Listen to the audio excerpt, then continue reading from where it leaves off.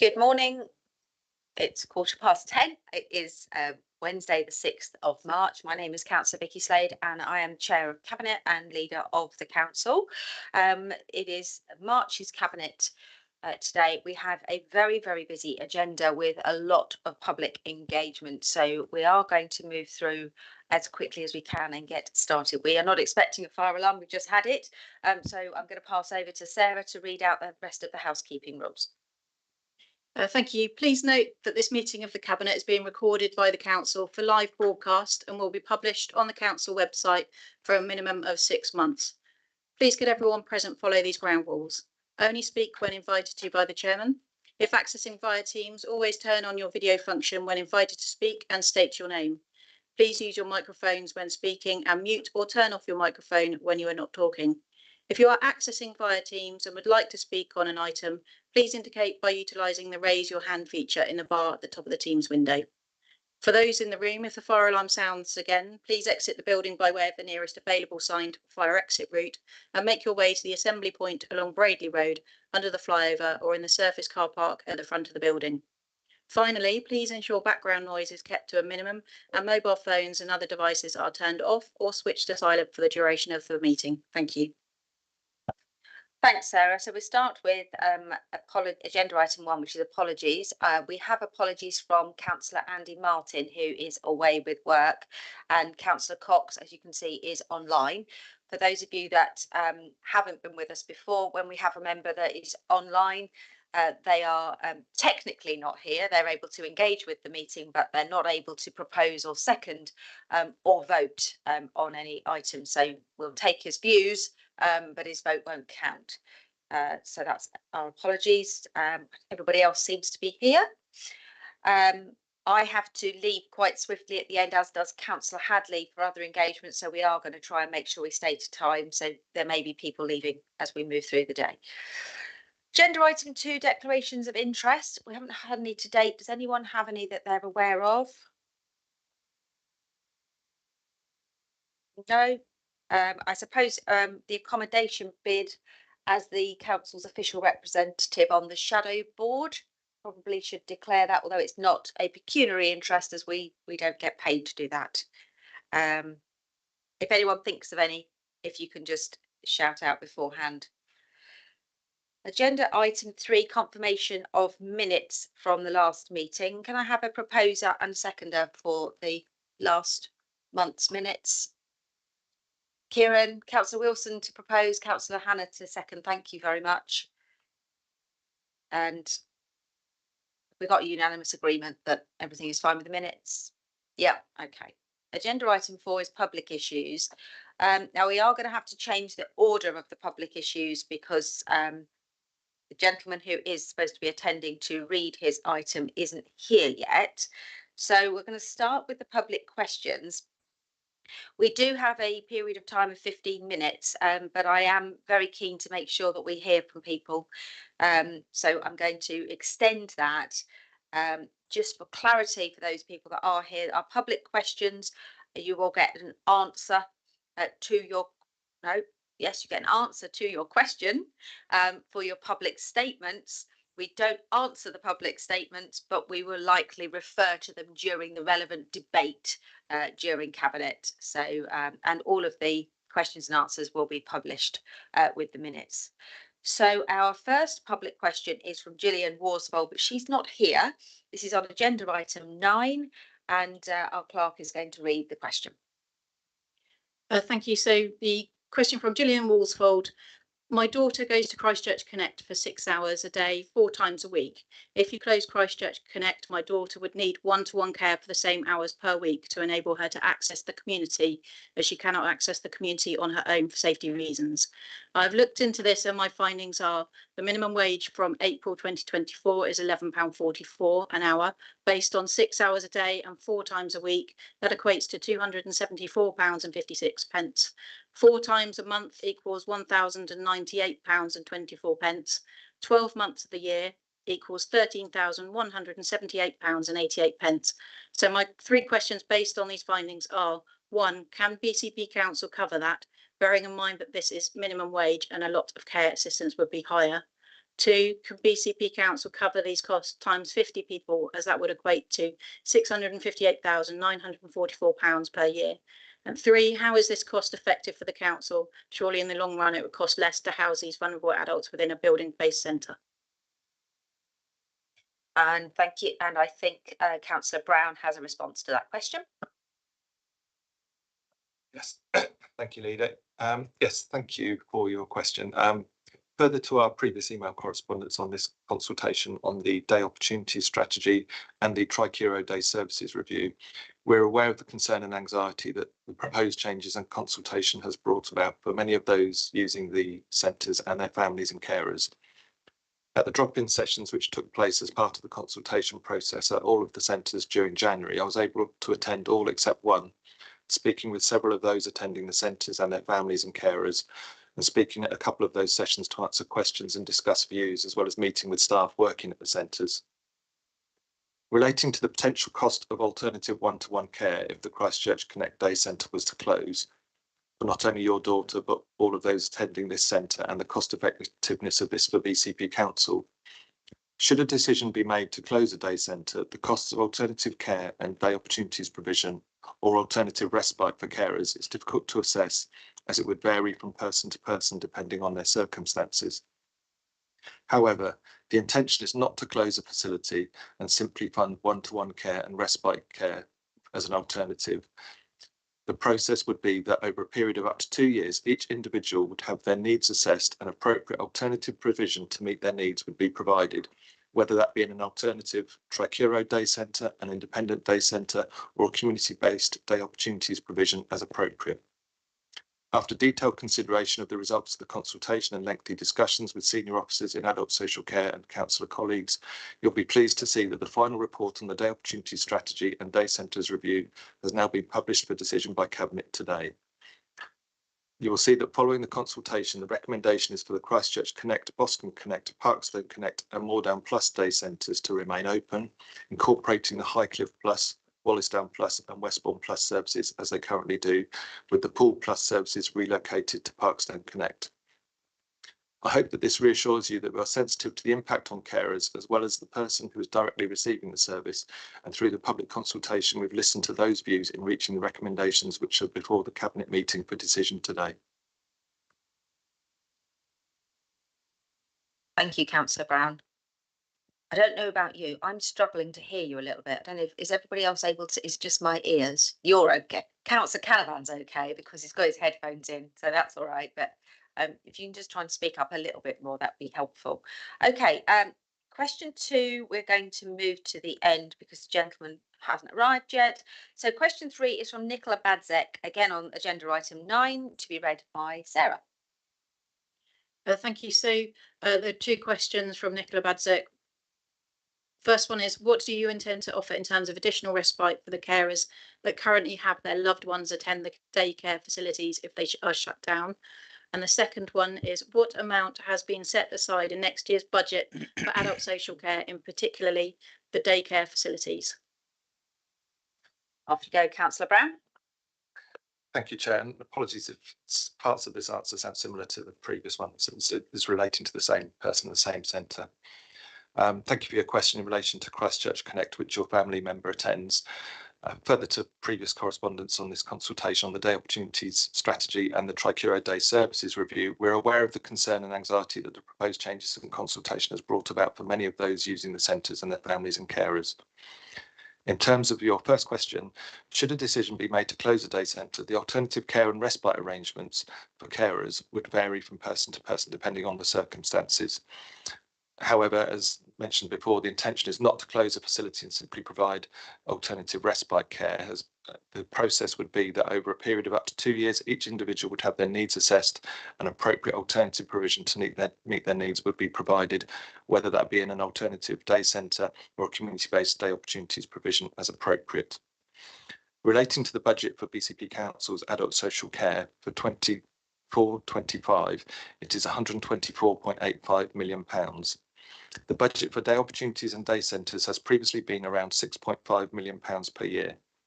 The various changes being proposed through the Day Opportunity Strategy and the review of Tricuro Day Centres are expected to deliver savings of £1.535 million over the next year or two as the changes are implemented. The financial implications of the alternative options under consideration are covered in the report before Cabinet today. As mentioned previously, after detailed consideration of the results and the consultation and lengthy discussions with senior officers in adult social care, you'll be pleased to see that the final report on the Day Opportunity Strategy and Day Centres review has now been published for decision by Cabinet today. And you'll see that following consultation, the recommendation is for Christchurch Connect, Boscombe Connect, Parkstone Connect and Moordown Plus Day Centres to remain open, incorporating Highcliffe Plus, Wallasdown Plus and Westbourne Plus services as they currently do, with the Poole Plus services relocated to Parkstone Connect. I hope that this reassures you that we're sensitive to the impact on carers, as well as the person who's directly receiving the service, and through the public consultation, we've listened to those views in reaching the recommendations which are before the Cabinet meeting for decision today. Thank you, Councillor Brown. So our next question, which relates to agenda item 6, which is the Climate Progress Report, is from Stephen Harper. I don't think he's here either. So Sarah, over to you again. Thank you. So the questions from Stephen Harper, 3 questions. First one is, what were the quantities of chemicals used by BCP in 2023? Number 2, why is the BCP Council not restricting the use of these chemicals in the listed sensitive public areas in accordance with the Directive 2009/128/EC? And 3, how is the BCP Council informing the public of the risks to these chemicals in accordance with Directive 2009/128/EC? And this one's going to be answered by Councillor Hadley, Climate Change Portfolio Holder. Thank you, Leader. Steve, thank you for your question. Cabinet members spent a couple of hours hand-weeding pavements in Bournemouth Town Centre a week ago. It was instructive in the difficulties that our staff face in attempting to use mechanical methods. Unfortunately, as part of the recent budget setting, we had to make savings to our ground maintenance operation, and this is reflected in the priority setting for councils across the country. There have been several news reports recently of other councils that had banned glyphosate-based products and have reintroduced them because of concerns over the performance of alternatives. We have previously provided you with the list of chemical herbicides used by BCP Council and where these are applied. I'm grateful for the effort that you then put into analysing all these products for us. You have also raised alternative products that could be used, and I'm, in a very recent email, acknowledged the significant costs of some of them. On Monday, you sent me links to an integrated weed management approach, a common sense strategy of designing surfaces better, reducing leaf litter and removing plants early in their life cycle. I have not yet had an opportunity to discuss this with the team. I did note that in an article about a decision by East Sussex Council to continue to use chemical herbicides, that Lewis Council had an opt-in residence weeding scheme, which would lend itself to the integrated weed management approach. You asked about compliance with the Directive 2009/128/EC. This requires national governments to make action plans, and it applies to all forms of pesticides. We are seeking to minimise our use of such products and any exposure to the public. Thank you. Thank you, Councillor Hadley. So the next question, which is relating to agenda item 10, is from Adam Osman, and that is also going to be read by Sarah. Thank you. So the question from Adam Osman, the proposal to maintain the default speed limit on residential streets falls short. The average walk to school is 2 kilometres in the UK. A 2-kilometre radius of every school in BCP would cover the entire conurbation. Children need protection via 20-mile-an-hour speed limits. A piecemeal approach would merely confuse drivers, half solve the issue, and would cost more with on and off signage. I question the figure of 300 million to retrofit speed limits. I believe this figure is disproportionately large and must be reviewed. I query the need for enforcement of 20-mile-an-hour limits being a barrier to implementation. This is far from the case. We know 30-mile-an-hour limits aren't enforced. There is no reason we cannot work towards enforcement while implementing 20-mile-an-hour now. Do authorities not allow 20-mile-an-hour without enforcement? If not, so this is a major barrier to progress and should be tackled. Thank you. So Councillor Hadley, you've got this one as well. Thank you, Leader. Adam, thanks for your question and your interest in the safety of children getting to school. It is an ambition that the Three Towns Alliance share. Reducing speed is one of the measures we are considering alongside safer crossing points and measures to assist those walking, wheeling or cycling on the more major roads. The council does not have unlimited funds, and we have to balance many transport priorities. I agree with you that implementing zones everywhere seems hugely expensive. The £300 million figure in the report is an estimate of the cost to put 20-mile-per-hour zones in on all residential areas across BCP, covering all the purple shaded areas in the map at Annex 2 of the report that we've seen today. It is important to highlight that 20-mile-an-hour zones have physical humps and build-outs to reduce speed, and 20-mile-an-hour limit areas just use signs and road markings. These are much cheaper to implement, but are not self-policing. The existing 20-mile-an-hour measures in BCP are a mixture of the two. We have 55 zones and 22 limit schemes. Because we have to date selected treatments at locations with historically high casualty levels, our casualty reduction data shows that limit areas have been effective. This is in contrast to some evidence from elsewhere, including the national studies, where the benefits of a sign and markings approach are much less than for zones with physical features. Part of this will be an averaging of the benefits. Dorset Police are supportive of targeted measures using an evidence-based approach to reduce speeds and injuries arising from collisions, and we recognise their constraints on enforcing against speeding. They are keen to help us support community speed watch schemes. Thank you. Thank you. Now, we have no petitions. We do have a number of statements. I'm aware that Mr. Drury still isn't here. He has a statement and a question. So if everybody's okay, I'm going to allow him to put his question and his statement at the end. If he's not here by then, we'll have to move on. But I'm going to go to the other statements, first, just to give him the chance. If he's travelling in, it would be a real shame if he missed the chance to have his say. So I'm assuming that's okay with the Constitution, is it, Janie? Good. That's right then, don't want to break any rules, especially as we now have our new head of legal here watching our Constitution. So we're going to start with the public statement from Nick Greenwood, which is on agenda item 10, which is again around the 20 miles an hour. So Sarah, over to you. Thank you. Statement from Nick Greenwood. National studies on 20-mile-an-hour speed limits have been inconclusive. Therefore, Councillor Dove's suggestions for a local comprehensive road safety study should be implemented. Councillor Earle apparently has no time for such wisdom and has expressed a desire to move directly to a blanket 20-mile-an-hour limit, seemingly assuming these limits are the panacea of all traffic accidents. At the most recent ONS meeting, Councillor Hadley initially presented false data claiming over 700 traffic accidents occurred in the BCP area during a period of 1 year. Near the end of proceedings, he corrected himself, saying that the period was over 4 years. Democracy is not served when discussion relies on false data and when non-quorum of less than 20 out of the 76 councillors show up to vote. Concurrently, the United Nations flag was flying outside, perhaps betraying the World Government 2030 agenda of many councillors. Thank you. So we don't discuss them at this point. I can assure you, Mr. Greenwood, there will be some responses to those comments during our discussion. The next one is Elizabeth Glass on the same issue. Thank you. Statement from Elizabeth Glass. In the report on the 20-mile-an-hour options, it's stated that men, middle-aged groups, people without a disability, white British heterosexuals and Christians consider freedoms associated with driving are being compromised. By default, therefore, it's suggested that other groups are not concerned about these freedoms. We are all concerned about freedom, as we know that the 20-mile-an-hour scheme is a Trojan horse to bring in more control and eventually remove cars from our roads altogether. Councillors, I need to remind you that you work for us and apparently you do not have the mandate for this. Thank you, Ms. Glass. Next statement on the same item, Charles Ross Illingworth. Thank you. I'm concerned at the desire by some members of the ONS committee to push the 20-mile-an-hour agenda without full consultation with the constituents of the BCP area. This agenda will have a profound effect on local people, and the one-dimensional approach that speed is a principal determinant of road traffic casualties is controversial and does not take into account other relevant factors.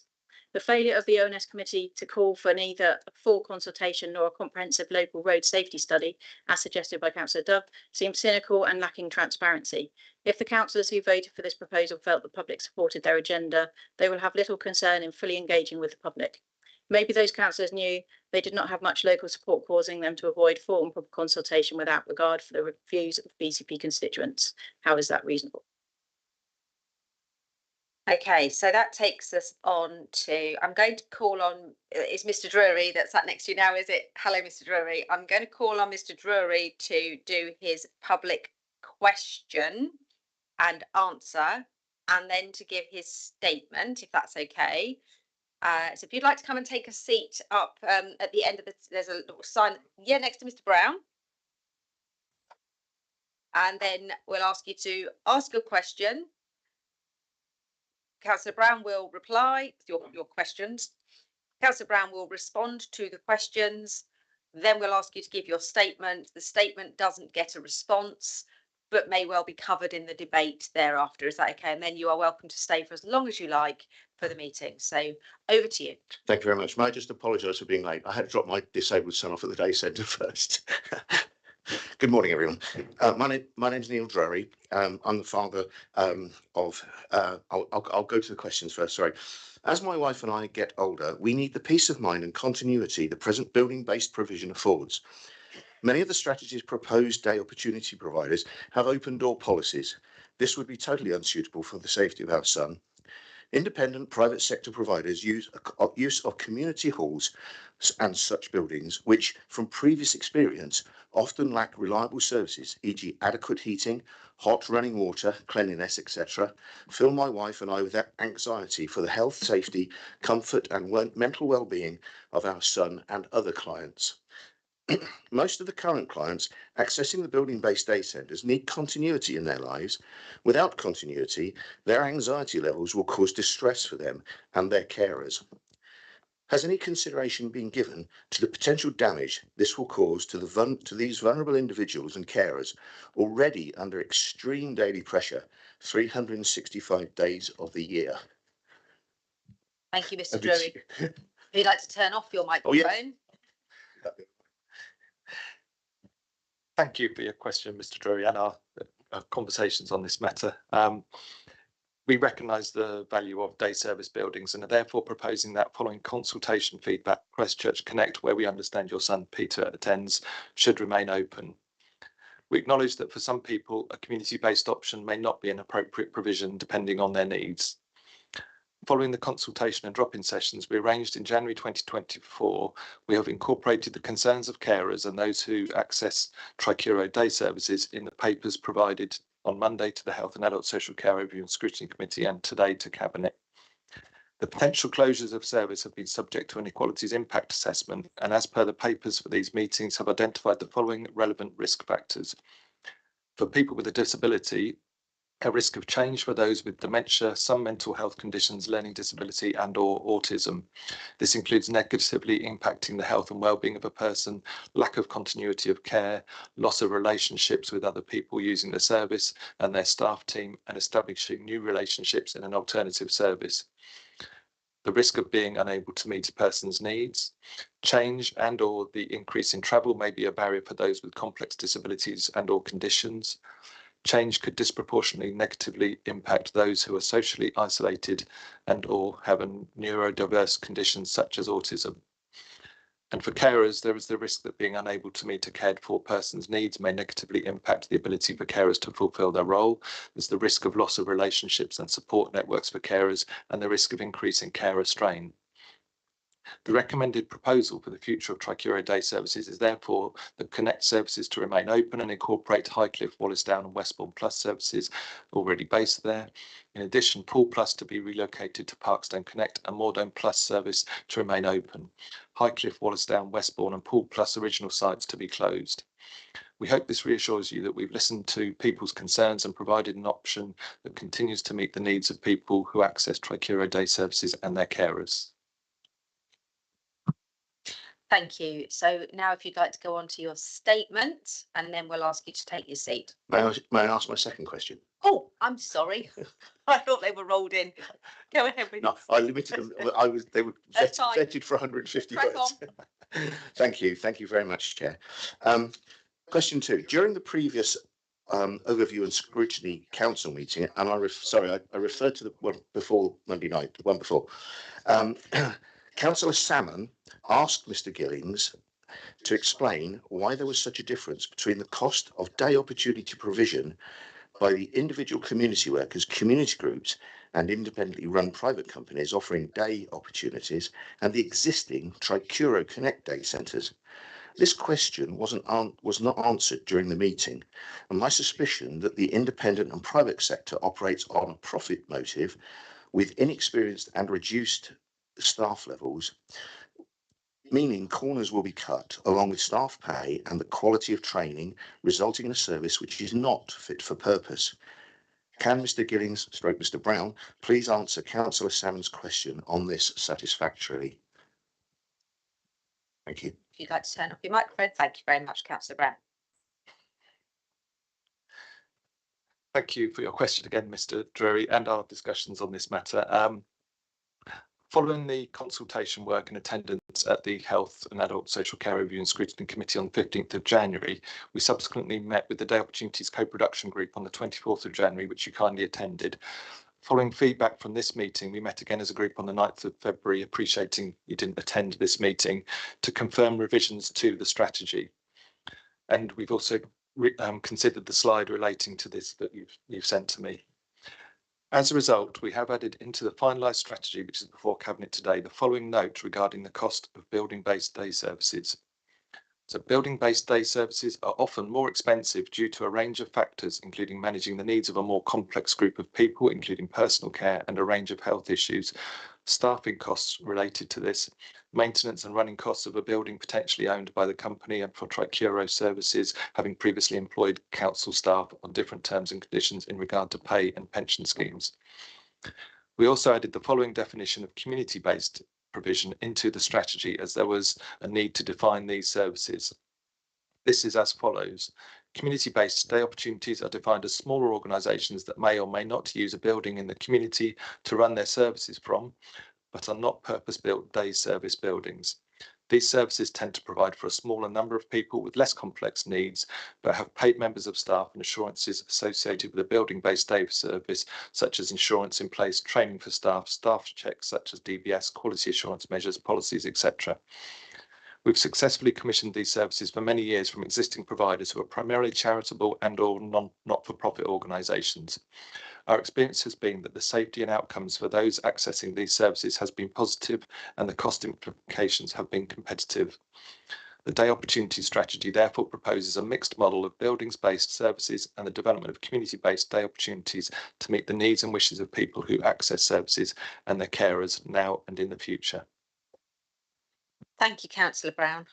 Okay, and finally, your statement. Move on. Our adult son, Peter, has Down syndrome and autism.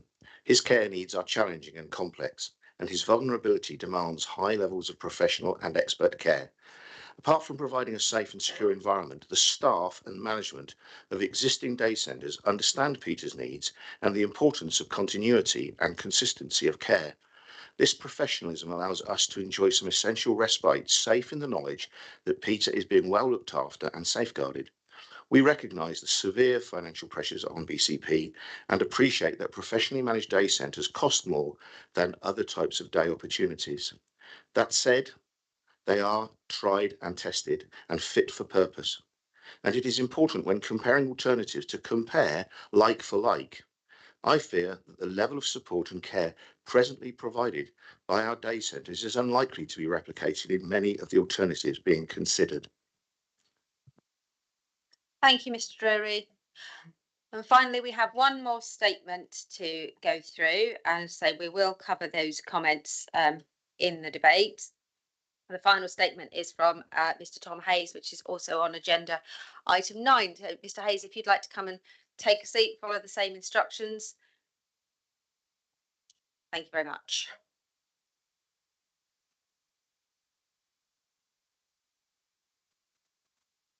You need to turn your microphone on. There you go. Good morning. I'm Tom Hayes, Labour's parliamentary candidate for Bournemouth East, and I've been working alongside carers, local people and service users of More Down Plus to save this vital service.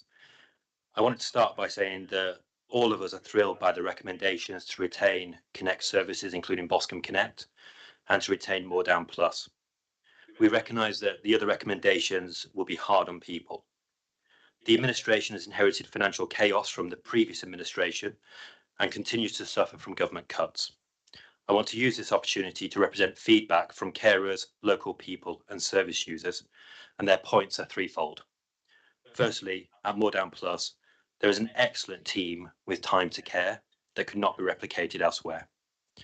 Moordown Plus is a purpose-built community space, and it gives carers the downtime that they need to look after themselves so that they are better able to look after their relatives. I want to commend the leader for meeting with me and a carer for 2 hours, and this cabinet for the decision that it's about to take. At a time when money is scarce and politics feels polarised, being able to come up with solutions that are in the public interest by working cross-party and collegiately feels really important. Thank you. Thank you, Mr. Hayes. So we're going to move on now to agenda item 5, which is recommendations from the overview and scrutiny committees that are not otherwise on the agenda. So Councillor Bartlett, first of all, do you have any items from your committee that is not otherwise on the agenda? Good morning, Leader. No, we don't. Thank you. Thank you. I notice we also have the chair of the Environment and Place Scrutiny in the room. Can you just give me a nod or a shake? Do you have any items that are not otherwise on the agenda? That's a no. And Councillor Canavan from Health, that's also a no. And we don't have the chair of the Children's Scrutiny Committee, so we can't ask her. So we'll move on to agenda item 6, and we will be calling on the chairs of the committees at the relevant items. So agenda item 6 is the Climate Progress Report 22-23. This is going to be presented and proposed by Councillor Hadley. Councillor Hadley, do you have a seconder? Thank you, Councillor Wilson. Over to you, Councillor Hadley. Thank you, Leader. Our climate plan report does two main things. It's a look back at progress over the last financial year and a look forwards to our plans to double down on meeting the 2030 and by 2050 targets. There are 8 recommendations to Cabinet, and I won't go through as much detail as I did in overview and scrutiny because I'm sure everyone's read the paper, but the first one is to note the Climate Progress Report.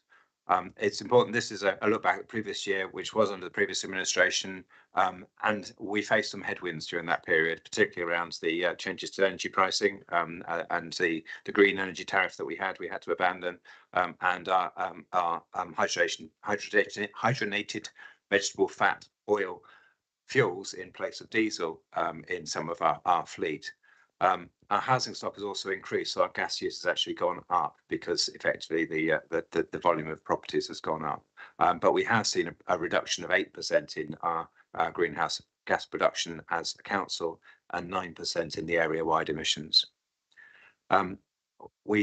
So then the next one is around joining the UK 100 initiative. The UK 100 is many of the councils in the United Kingdom working together in terms of sharing experience, sharing opportunities on how to hit the net zero targets, and it's something that was recommended last year to Cabinet and to be investigated, and now we believe that we should be doing that. The one big change is that brings forward the area-wide target to 2045, which is more ambitious, but previously it just said before 2050. Keen to look at our priorities, emission sources of council buildings, and there are some in particular that are big users of energy that we are looking at and seeking grants to support us with that. We have a fund, pleased to say that we have a fund of £1 million within the reserve that was passed through the budget setting for the council, which we anticipate trying to use some of that in a recycling way. So effectively to create opportunities for saving money that will then get plowed back into that fund to create more savings as a virtuous circle. But also to look at some carbon reduction and ecology improvement measures, which are much more difficult to quantify in money terms and therefore won't produce a financial return, but will produce a carbon return or a biodiversity return. We have an internal carbon steering group which is forming to bring solutions together effectively to try and make sure that the different departments are working as one, and they have already started to meet around the local area energy plan. And we need to double down on our work with external partners to shape and set our interim targets towards the area-wide commitment to net zero. And I believe there is a recommendation from overview and scrutiny, which I guess we'll come back to. So I think that's plenty for me. Thank you. Thank you, Councillor Hadley. Just to say, the word is out. I've just literally had a message from UK 100 saying, I've just heard on the grapevine you might be joining as early as today. If so, this is the statement from them. If so, this is really significant and you are one of the most significant potential members. So I think that's quite an exciting thing to hear direct from UK 100 as we are meeting. I literally got that message through a couple of minutes ago, so they're obviously listening in too. So welcome to UK 100 listening to our meeting. So just to confirm, we have got some councillors in the room who aren't typically in the room for Cabinet. So the process for which we go through our discussion is the first thing we do is call upon the Chair of Scrutiny to see whether they want to add anything. We then go to councillors who are not on Cabinet for them to have their say. We are going to limit it strictly to 3 minutes and one go, because we simply won't have enough time otherwise. And once everyone's had their say, we will then go to Cabinet discussion for any recommendations to be amendments to be discussed and voting. So first of all, can I ask Councillor Rigby if he would like to come up as the Chair of Place and Environment?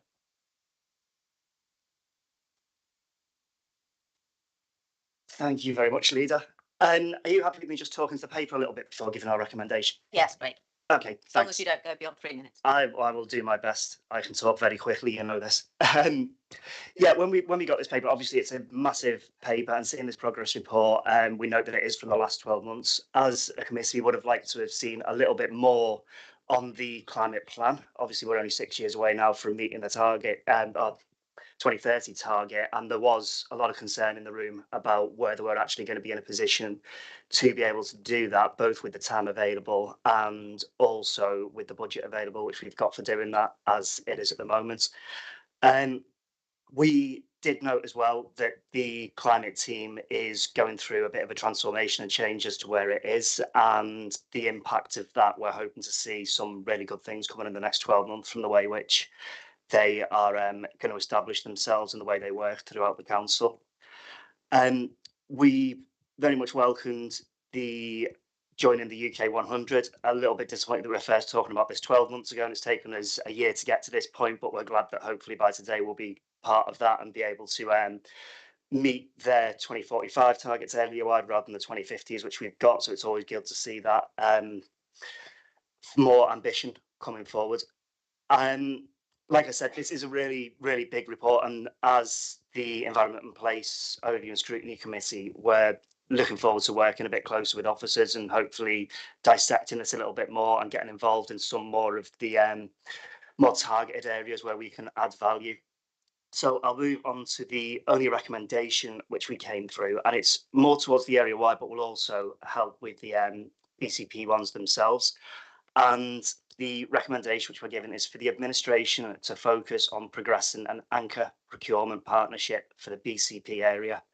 And just to give a little bit around this, this is to work with other large businesses or the NHS, other large organisations around the BCP area to procure items together, which will hopefully be able to save us money and also give us availability to try and create orders large enough to order more local items from the local area. So, for example, doors that produce food, which may be too difficult to get individually, we could do that as a group of organisations, bring it a lot more in closely.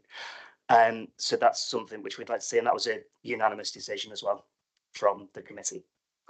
Thank you very much. Thank you, Councillor Rigby. Is there anybody else that wants to speak on this one? So Councillor Farquhar, you'd like to come up?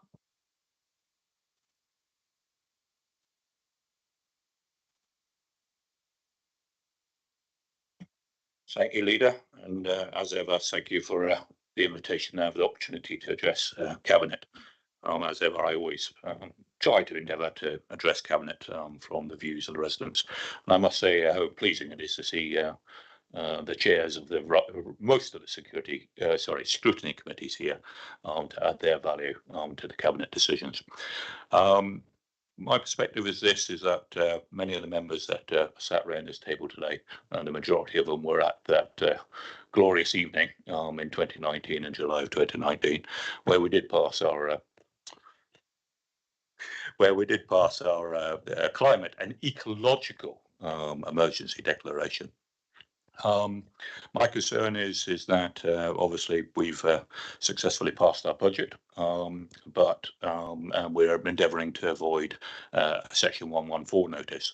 However, as highlighted by the Section 151 or so, and I believe by 2026, it may well be inevitable that we would declare a Section 114 because circumstances would overtake us as regards other matters. My question for consideration is, if we did as an administration or as a council go into a Section 114, what impact would that have on our climate plans and our declaration? Because there's a great deal of concerns from residents that these matters, particularly for the climate and ecological emergency, will not be viewed by the government or the commissioners as being applicable. So that's my question, which in the debate could be answered. That'd be great. Thanks, Councillor Farquhar. Is there anybody else? The only person on screen I can see is Councillor Bartlett, and he's not indicated. So I'm going to assume, as no other hands are showing, that we're going to move directly to Cabinet debate. I'm going to just take the chair's prerogative and just say, I just need to comment on the recommendation B around UK 100, because I distinctly remember at the last cabinet, the climate plan review, which we were on scrutiny at the time, being really pleased that we were going to join UK 100 and hearing a lot of fanfare about how they were going to be a leading member of it. And I was hugely embarrassed when about 5 months later, I heard there was some really great training available and that I could put forward our cabinet member for some mentoring and some progress. And we filled in the application and it was all very exciting. And then I got a message back saying, sorry, BCP, you're not a member. At that point, we decided that this was really not good enough. So thanks to the officers who've helped us to make sure we could get to the point of moving to membership, and it's an absolute commitment that we get involved with this organisation as soon as we can. And for anyone looking, there is no cost of being a member, so we're not wasting any council money, and hopefully we're going to be saving our residents a lot of money as we move towards net zero. I just want to reassure that we have got something in our budget, £1 million climate fund. I'm sure Councillor Cox will comment on the risks of the Section 114 around SEND, but that's nothing to do with the council's general operation. We have got a balanced budget and a balanced MTFP. If the statutory override on SEND is not extended or fixed, I think every council's going under. And so I think, you know, we need to stop talking about it every meeting, because I do think it's going to start worrying residents. You know, everything's at risk. We really need to sort of say, let's focus on what we are doing and let's drive it forward. Outside factors are outside factors, and we have to deal with those as they come. Finally, I just want to comment on the recommendation from scrutiny, which I have mixed feelings about. I absolutely think that if we can get a better deal in all the various ways from working together, then absolutely we should. And I think the climate network that has met a single time and we're reinstating across partners, large organisations and public sectors should hopefully be able to drive that forward. But I do worry. The reference was given about buying Dorset food and to being able to get a Dorset supplier on because lots of people are actually working together. I think there's something counterintuitive about that, because lots of our Dorset suppliers might be driven out by the need to do a very, very large contract because they are possibly smaller suppliers. And if they are then having to supply, you know, let's take the example of eggs. If rather than supplying, you know, 1,000 eggs a week, they're expected to supply 10,000 eggs a week, that might actually mean that you've got to go to a big national supplier who's not looking after their chickens very well and who's driving the eggs an awful long way in a gas guzzling truck. And the other risk I see from that is that if that local supplier does win the contract, expands their production from 1,000 to 10,000, wins the contract, and then 3 years later loses the contract, they put all their eggs in one metaphorical basket. I didn't actually even realise I was going to say that. And there is a huge risk that when they do that, that actually we then destroy that local business. So I think it's something we should explore, but I worry about being too direct about focusing on delivering it. I think it should be considered, but I think there are risks. That's, you know, so I'm slightly on the fence with that one. Who would like to speak next? Councillor Wilson. Thanks. Yeah, I'd like to thank the portfolio holder for this report coming forward. What I liked about it is the honesty of it. You know, I think that we haven't gone far enough to date. I think we need to be picking up the pace on this issue. And I also really liked the forward in the report from yourself, Councillor Hadley. I think a lot of these things can sometimes be written and then kind of slightly edited, but this felt like it was very much from you, and really kind of it came across your passion in this area. On the recommendation, I mean, I completely understand the leaders' worries about it, but I think I would be in favour of seeing it explored and seeing, you know, that there's no harm in understanding what options we have in terms of procurement and improving in that area. And I think that was something that we were kind of looking at again back in 2019 kind of thing. So yeah, happy for that to be explored, but also taking in mind those kind of potential risks. But yeah, really, I think this is a very honest and in some parts stark report, but really welcome it. So thank you, Councillor Hardy. Thank you, Councillor Wilson. Anyone else wishing to speak on this? Councillor Cox online. I'm assuming you're going to comment on the financials. Yes, I am a leader. I just wanting to echo what you were saying about the section, talk about section 114, because BCP is a long way away from section 114. We were at risk at one stage, but on the basis that we have a balanced budget over 4 years now, not just 1 year, I think I agree with you insofar as we shouldn't actually worry about it too much at all. The concern which Councillor Farquhar raised was about the send and what would happen there. And that is entirely up to the government. And if the government wants to send all the councils to the wall, then that's their decision, not ours. And so we shouldn't worry about that too much. Clearly, there's a technical risk, but we shouldn't. We should carry on and do the best for the community and not worry about it. I just wanted to actually comment also on the Anchor procurement partnership, which you also mentioned. I have to say, when I first read it, I similar to you, I got a bit worried that we were going to be dealing with large multinationals. But one thing I would say is when you get a procurement partnership along these lines, the fundamental objective is usually to save money. And actually that tends to drive local suppliers out. And so rather than maybe one of the abiding aims of this local partnership Anchor partnership must be to save the planet, not necessarily save money, which is an unusual statement for an accountant, I'm afraid. But there you go. Thank you. Thank you. Never let it be said that accountants can't do, you know, sustainable as well. Councillor Burton. Yeah, thank you, Leader. I think most of what I'm going to say has already been said, but we made an assumption because Councillor Farquhar talked about external factors. He didn't actually ever mention the send and that sort of thing. I am assuming that is what he was talking about. Yeah. So I just wanted to clear that up. Yeah, you are quite right. It is an external thing, and that's why in children's services we're doing all we can to work with government and other authorities to make sure that doesn't have the impact while still giving a good service. Thank you. Is there anybody else wishing to? Oh, Councillor Hannah. Anyone's going to go after that? Councillor Brown? No. Okay, so Councillor Hannah, Councillor Brown, then we're going to go back to Councillor Hadley for sum up.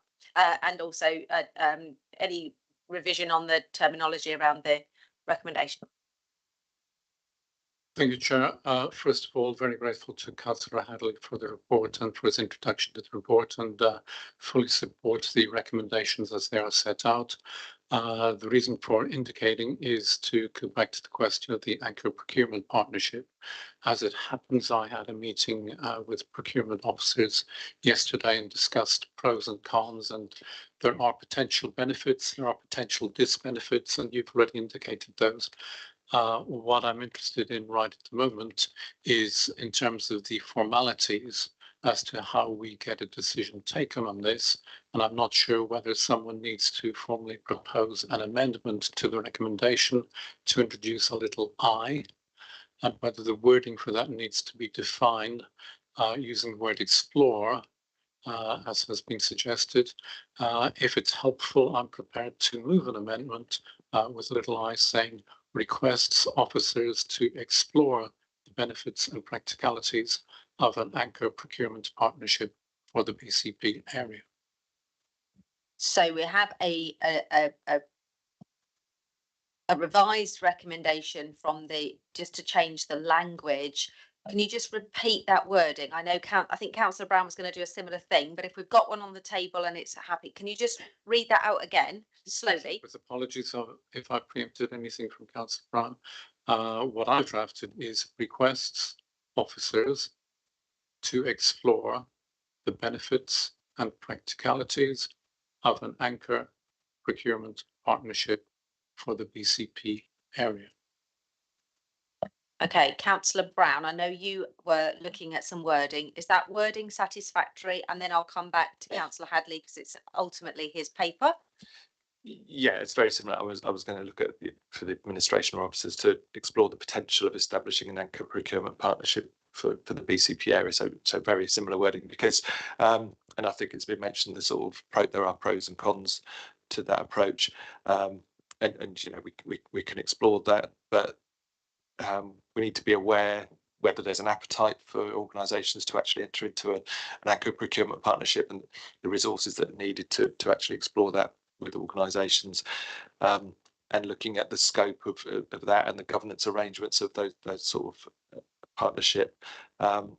So yeah, there's quite a few things to look at. I think in terms of that, we would need some sort of resources within procurement to explore that. But yeah, I'm happy with the proposal that's made. Yeah.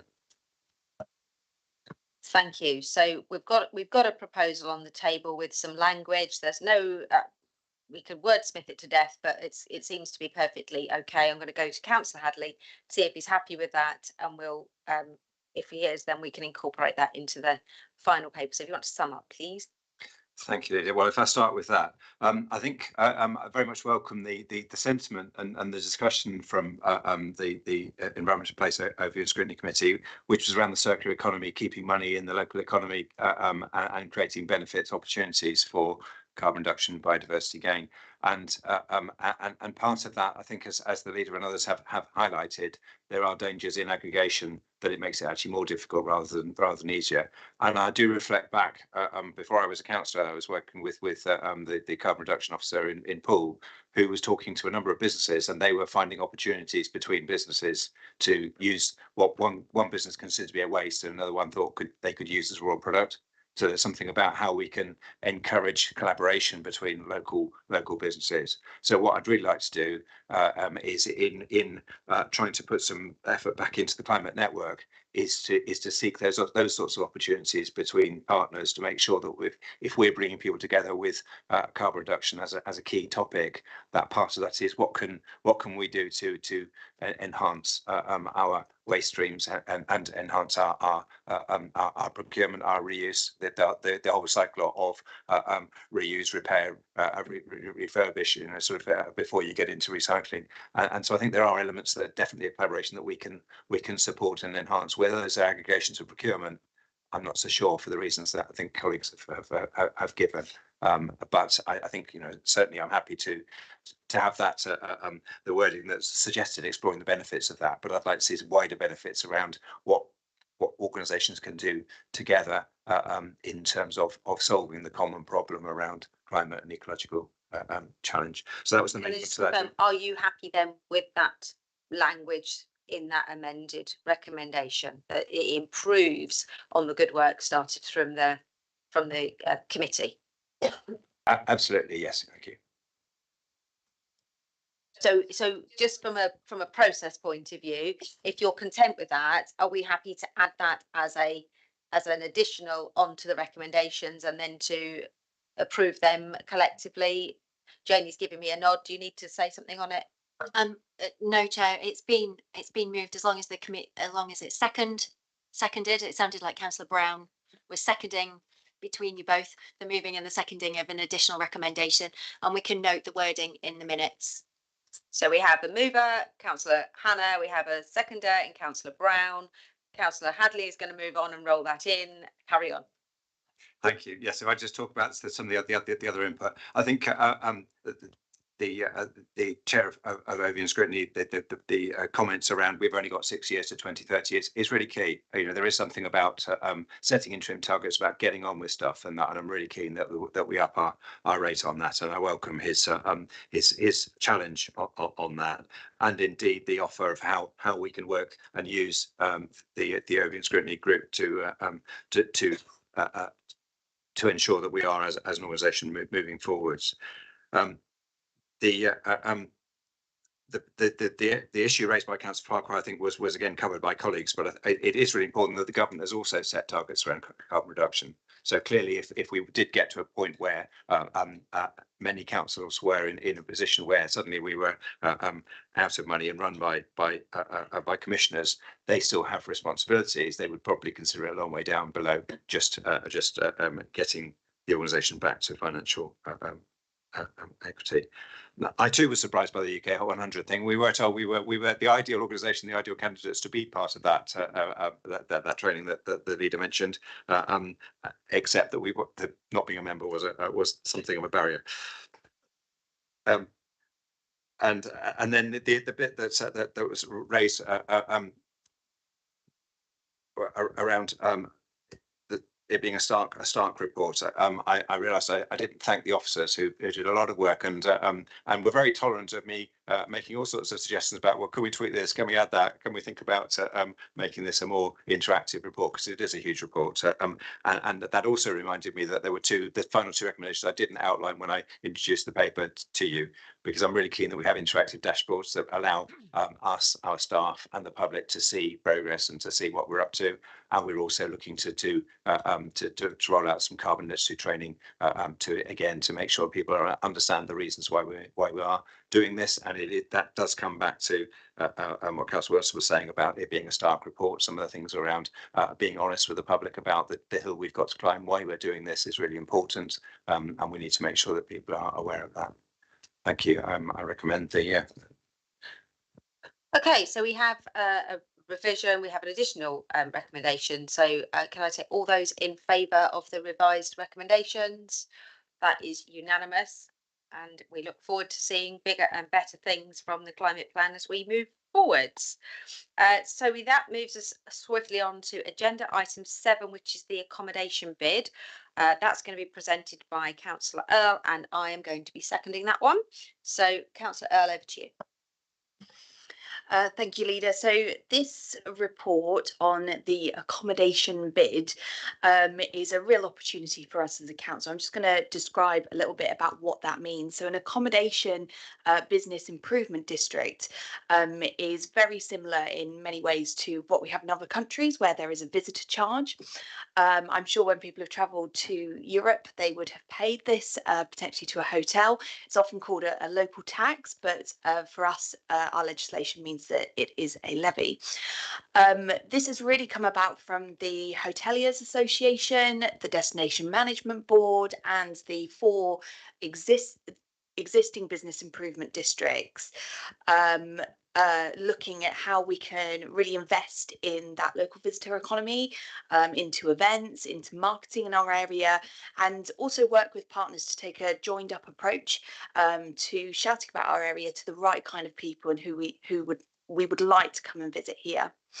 At the moment, there are currently successful bids in the UK. So Manchester and Liverpool have set up, and really this is around us staying being competitive with some of those big destinations to make sure that we are up there and not going to fall behind as other areas across the country start to create these accommodation bids. The bid will go to ballot later in the spring, and it will be up to the hotels who are subject to that levy to vote either for or against it. As a council, we are the billing authority, and we'll do that on behalf of the ABID if it's approved, but we are not going to be the one spending the money. The ABID is a separate organisation, and it will have the autonomy to spend that money how it sees fit in terms of driving the local visitor economy. We do, however, have a seat at the table on that as a key partner, in the same way that we have a seat on the Christchurch bid and the Poole bid. And so our relationship with the ABID will be one where we work together on this, but we don't have autonomy on spending that money. I think it's just a really exciting opportunity for the area. We know it's a proven model elsewhere. I think that if we don't move ahead with this kind of model, then we do risk falling behind other areas. And because this has the potential to bring in at least £2 million into £2 million into visitor economy marketing, into events, then yeah, we really run the risk of moving further and further down the list of places where people across the UK would like to come and visit. I do just have a recommendation amendment, which is to recommendation 2. At the moment it reads, confirm that the proposals do not conflict with any policy formally adopted by and contained in a document published by the council. We're going to amend this slightly just to reflect some queries that we've had raised, and instead it will be delegate to the Director of Law and Governance in consultation with the portfolio holder for tourism to confirm that the ABID proposals do not conflict with any policy formally adopted by and contained in a document published by the council. The ABID is still going forward with publishing a business case and getting information out there to the hotels that would be subject to the levy, and there is still a little bit more work to do to make sure we can try and get this across the line, but it also sits well within our own policies as a council. We do have another couple of tweaks to the report, so I was going to pass over to Janie Berry, who is our monitoring officer, who's going to take us through those. Thank you. Thank you, Councillor. If I may, the report has been reviewed in response to comments that we've received, and if I may just take you through the amendments. The first one is at paragraph 3 of the report. There is after the sentence which ends in local visitor economy, it is proposed that the following is inserted. Investment derives from a levy based on occupancy levels for every quarter of the 5-year term of the ABID. Each eligible accommodation provider will be charged the levy. The proposed levy rate of £2 per night plus VAT. The sentence, investment derives from a levy charged per room night to guests staying in local hotels, will be deleted. The next amendment is at paragraph 7, and this is just to insert under the business improvement district regulations. I think that's already in paragraph 8, just to reflect that tourism strategy 2023 to 2027 is listed prior to the first bullet point. Me a moment, just scrolling through. The next amendment is at paragraph 19 under summary of financial implications. It's the cost for holding the ballot will be funded by, and the words Bournemouth, Christchurch and Poole accommodation bid are deleted and replaced with a bid proposer. And at paragraph 20, the words levy payer and are deleted so that the paragraph will read, the council as operator of the Bournemouth beach lodges would be liable, and the following words are inserted, as a levy payer it may voluntarily choose to pass on the levy to its guests, with the words to apply the visitor charge to its guests are deleted. Chair, those are the amendments that are proposed in the report. Thank you. I will ensure that those amendments are very carefully captured for the purposes of the minutes, and we can circulate and publish the revised report subject to the views of Cabinet here this morning. Thank you, Jenny. Willie, did you need to carry on or are you complete? Okay, so I'm going to pass outside. I just want to get some clarity, if that's okay, before we do start a discussion. I can see we've got Andrew Emery on the line, who is our officer that's leading on this as part of the board. Just want to clarify, we had our shadow board on Friday, and there is reference in the revision to the amount being proposed. Has that been absolutely confirmed? Because I'm slightly nervous about putting too much detail in the report when it's not in our gift. Our gift is to we're not deciding on the bid, we're not deciding on the amount, and we're not deciding on whether things change over 5 years. I'm a bit nervous about putting all that in this report, and then the chair of the shadow board saying you're holding us to something that we can't change for 5 years, when actually there were other discussions that took place. So I'm not entirely happy. Okay, thanks very much. Thanks for letting me come in on that point. So the Shadow Board have published as part of their consultation process with the potential levy payers their estimations as to the level of income that the ABID is projected to bring in. It is a very difficult number to quantify because it does depend on the levels of occupancy that are achieved. But the view of the specialists developing this and the work that we've been doing in conjunction with the ABID would suggest that this is a fairly conservative figure. Sorry, Andrew, I wasn't referring to the amount of income. I was referring to the amendment that Janie just told us about specifying the amount of the nightly charge and the fact that it is that amount plus VAT for the 5-year duration, which is not what I understood was being discussed in the ABID. And I don't believe that it's our job as a council to put that in our documents when this is not our bid. We are simply a member of this board, and I do not think we should have this much detail in our paper. I think that's completely going above and beyond the role of the council, and I think that needs to be deleted. Because I think we are noting that we are a potential levy payer. I don't think that we should be having this conversation. So, and I'd like that removed.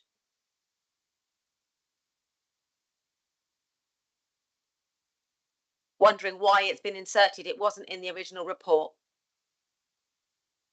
Right. Okay. Well, we certainly can remove that, and we have just been very careful that that is the proposed levy amount, and that is the figure that is likely to come forward in the formal bid proposal. But for the purposes of this report, we could remove that. Yeah.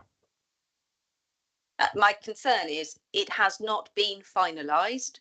And if we put this in a report and that board then decides to do £2.50 or escalating with RPI or increasing £1 per year, this paper will be completely wrong. I don't think it's for us to do that. So can I suggest that that is actually removed? Sorry, that's just a point of clarification. I don't want to get into a debate about it until we've had external people have the chance. Just my sense, if we don't have a final proposal, then we shouldn't put the number in there. And in the absence of that, I think we can just delete that sentence, and it doesn't change the context of the report. The report is in principle support for the ABID. Okay. So I'm going to come to Andy first when we get to the discussion within Cabinet, because I know there are some. I know Councillor Wilson wants to speak. Is there anybody from this hasn't been to scrutiny, so there's no reason for it to go to scrutiny chairs? Is there anybody? Councillor Canavan wants to speak. You want to come up as quickly as you can. If anybody else wants to speak on it, if you can put your hand up now, so we don't lose time in between. And then we will go to Cabinet, starting with Councillor Hadley and Councillor Wilson.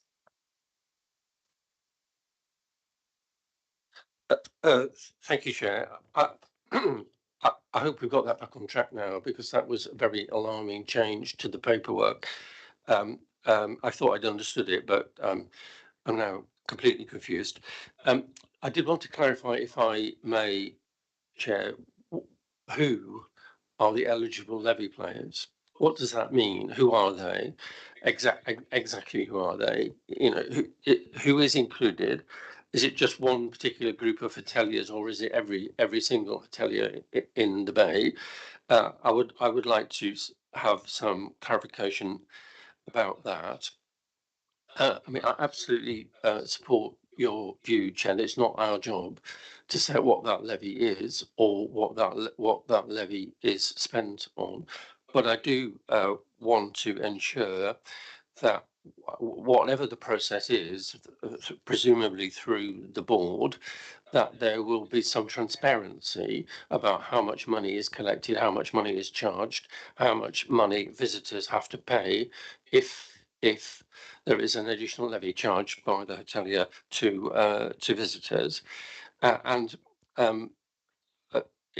In terms of the ballot, again, just wanting to clarify that the cost of running the ballot is not going to be borne by BCP, but will be borne by the monies raised by the bid. I read that, but I was confused by the statement that was made earlier. And just finally, Chair, if I may, welcome the comment from Councillor Earl about the joined up approach, but I really want to see it, and would welcome some reassurance about how we're going to ensure that there is a joined up approach. It seems more than a little arduous to expect you as leader, as the one sole representative on the board, to ensure that joined up approach. So I would hope to see how that is going to be put into effect. Thank you. Thank you, Councillor Canavan. I'm fairly confident we can answer those concerns. So Councillor Hadley first, then Councillor Wilson. Thank you, Leader. First, I want to declare a non-pecuniary interest, because I am a director on Pool Bid, which is one of the participants in the work. Do you want to do something? Thank you, Councillor Hadley. I should also declare that I am a director of Christchurch Bid as well, which is mentioned in the paper. So having said that, I also thought it would be valuable to highlight very recent coverage in social media around all of the events on Pool Quay being cancelled, which they weren't, and the efforts the council has made to work with partners to keep as many of them going as possible, and to invite people to step forward to support us on the others. And I know the deputy leader was in the meeting and has worked really hard to try and make that happen. But I guess it reflects for me, in terms of this paper, a real concern about how we make sure that the ABID works across the whole of BCP, because visitors might come, and they might predominantly come, particularly for the bigger hotels to Bournemouth, but then they're going out into our whole area, and we need to make the whole area vibrant for residents and for visitors, whether they're in big or small hotels. So really keen that we get to that place, and I guess that is for the ABID, and that is one of the things that having a representative from the council on the board is helpful, as indeed is having Pool Bid and Christchurch Bid continuing on the board. I was a bit confused about the proposer in terms of who's actually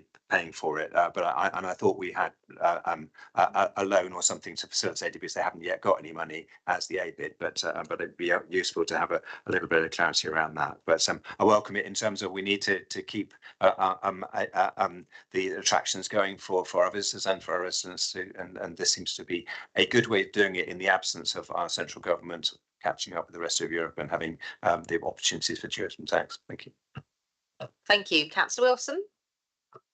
Thank you, Chair.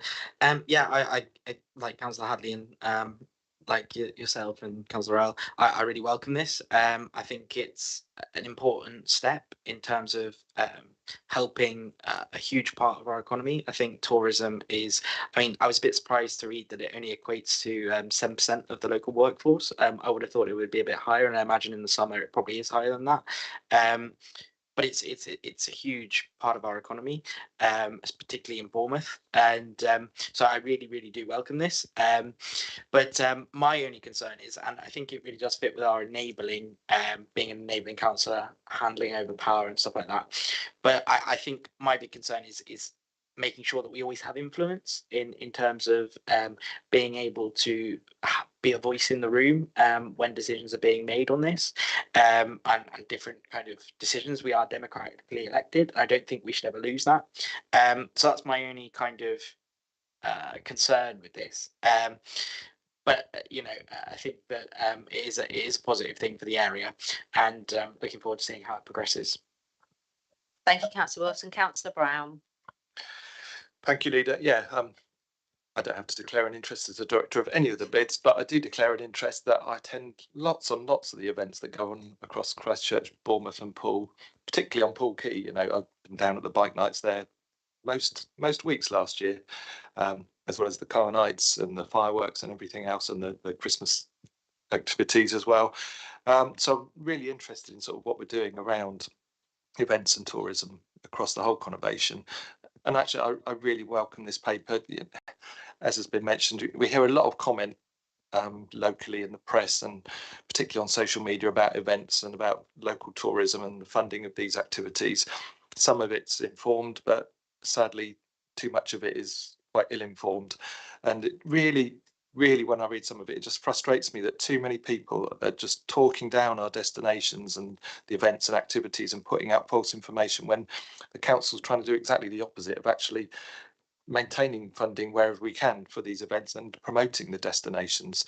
And I think it's really to the credit of this new administration that, faced with the incredibly challenging financial situation, which we're all aware of, I'm really pleased we've managed to protect and maintain quite a significant a level of funding for many events in the short term.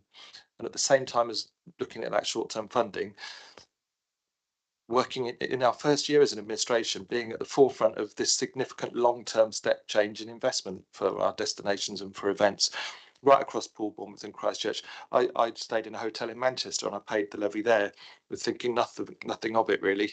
And I think that it's the fact that it's only in Manchester and Liverpool and we're next in line just shows that we aren't. These sorts of tourism taxes and levies have been talked about for many years, and I'm really pleased that in our first year we've actually cracked on, and this is coming forward to secure sort of the long-term future of our tourism in this area. So I really welcome the paper and I'll be supporting it. Thank you. Anybody else want to speak on this? If not, I'll pass back to Mike. Oh, sorry, Mike. Sorry. Okay. I just also wanted to add, my agreement. This is a really good thing, and we need to be doing it as soon as possible. I just wanted to add in about the payment of the bill in terms of the survey, the vote. We've put money aside for that as a loan, yes, and so they will eventually pick up the loan. But if it fails, then we will be picking up the bill because obviously it doesn't go ahead. But I think that's hopefully very unlikely. Hopefully it'll go ahead, but there is money put aside in that eventuality.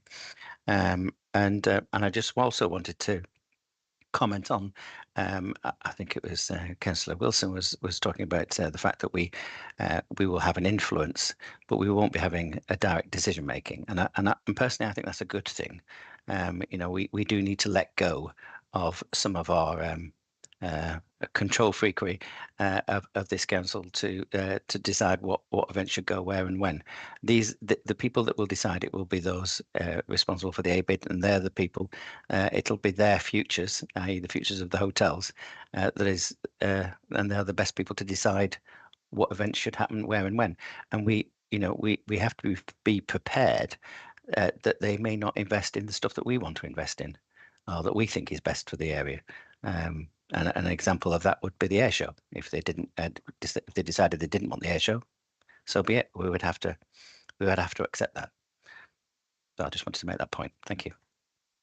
Thank you. Okay, so I'm going to pass back to Councillor Earl to sum up and answer any queries, in particular about who's going to be, which hotels their visitors will be paying it.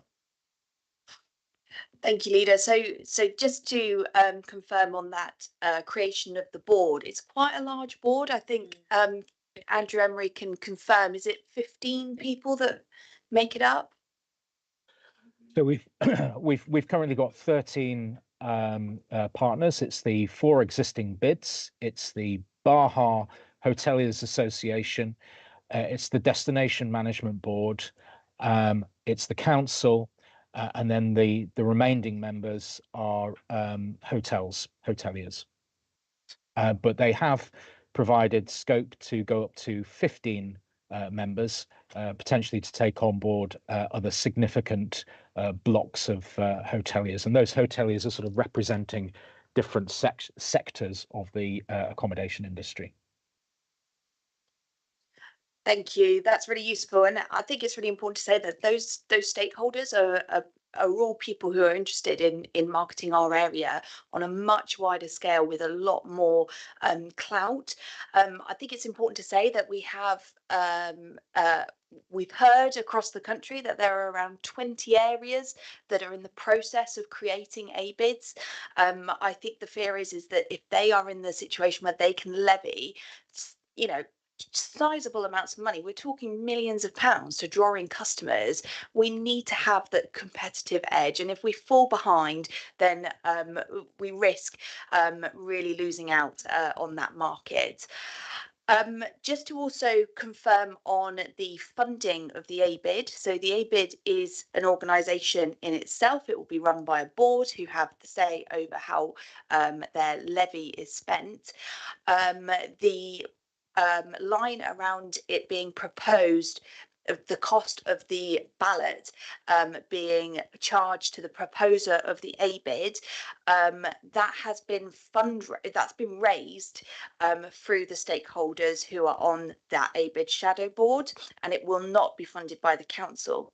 However, we do have a transition fund in our budget, which is there to pick up when we do have scenarios where we are transitioning from the council running certain elements to then the ABID running certain elements. So, for example, our digital presence, our websites, some of that ongoing work. So that fund is there as a fallback for when we bring it, when the ABID is potentially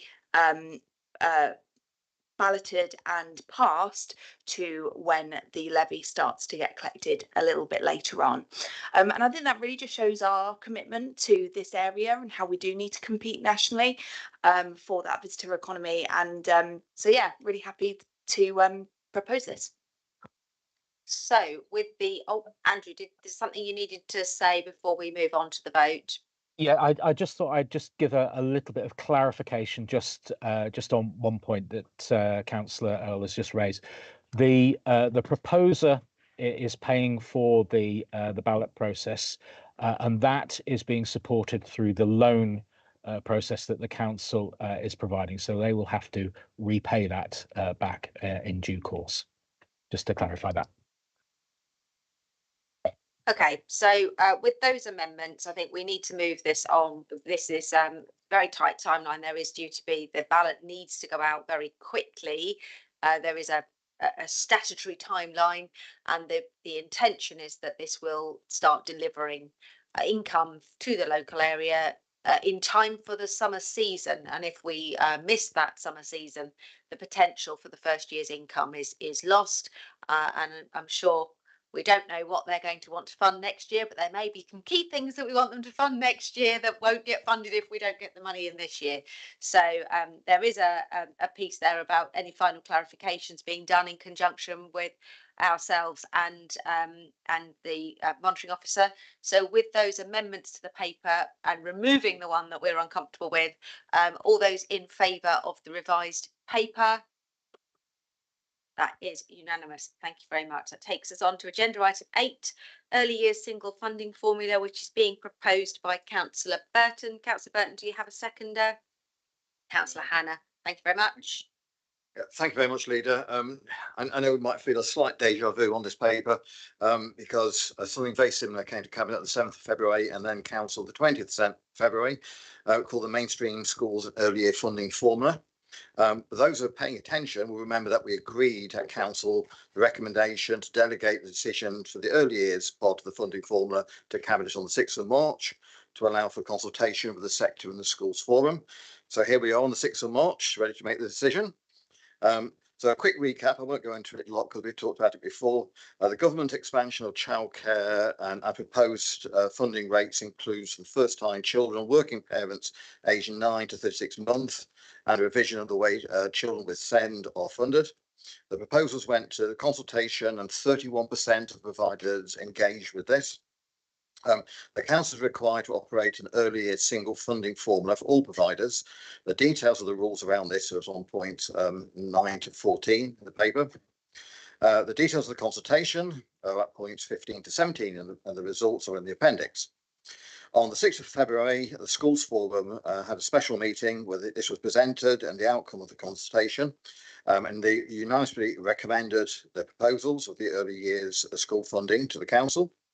The details are on table 2 if you are interested, looking at the more detail.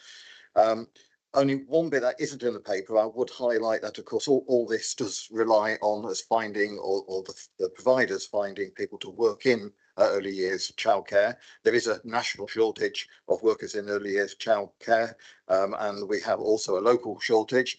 Therefore, if anybody is listening to this who's interested in getting involved in that particular service, I would very much recommend it. It is a very rewarding place to work with young children, and we're looking at this expansion. We definitely need more people to work there. So basically, this paper recommends that we, as a cabinet, approve the early years funding for 2024-25. Thank you very much. Do we have any members not on cabinet wishing to speak on this one? Don't have the chair of children's scrutiny.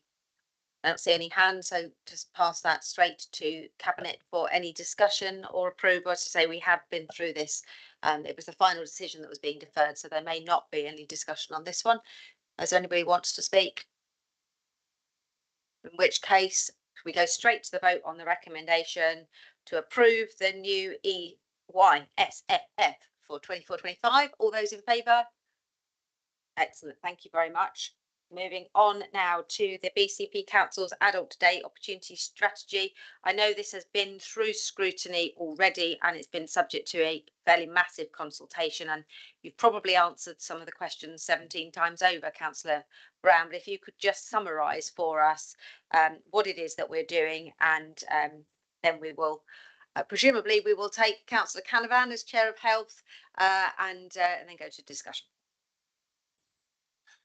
Thank you, Chair. Yeah, as you say, I've probably covered some of the points already in the previous questions in response to statements and at the Health and Adult Social Care Overview and Scrutiny Committee on Monday. But I'll sort of give a brief overview. We've got two sort of key decisions and recommendations before us today.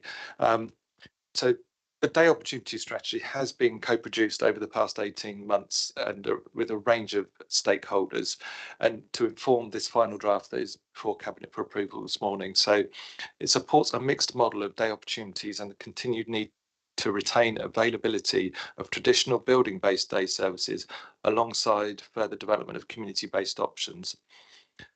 The draft strategy and two proposals regarding Tricuro day services were submitted for recent public consultation. The consultation feedback and necessary review of the Day Opportunities budget in line with the medium-term financial plan considerations have led to the recommended options. So I'll just provide a brief summary of what's in the reports before us. This is the first recommendation about the Day Opportunities strategy. This is the first Council Adult Social Care Day Opportunity Strategy.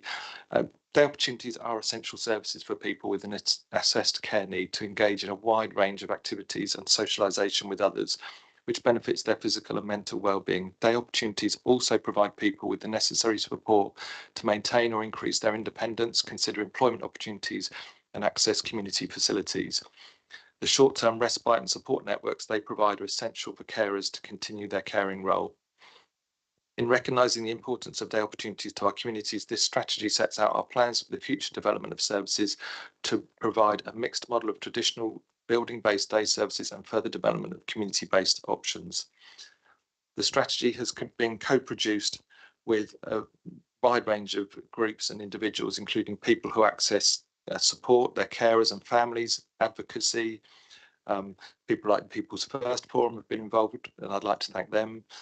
Day opportunity providers and their staff, including Tricuro, other local authorities have been involved, NHS Dorset representatives, as well as councillors, and it's been really valuable contribution in producing this strategy. So we're really thankful to all of those for their input. If I just go on to some of the key strategic priorities within this day opportunity strategy. So it focuses on 6 key strategic priorities about the day opportunities review, supported employment review, day opportunities standards and support, the cost and eligibility of day opportunities, transport to day opportunities, and accessible information.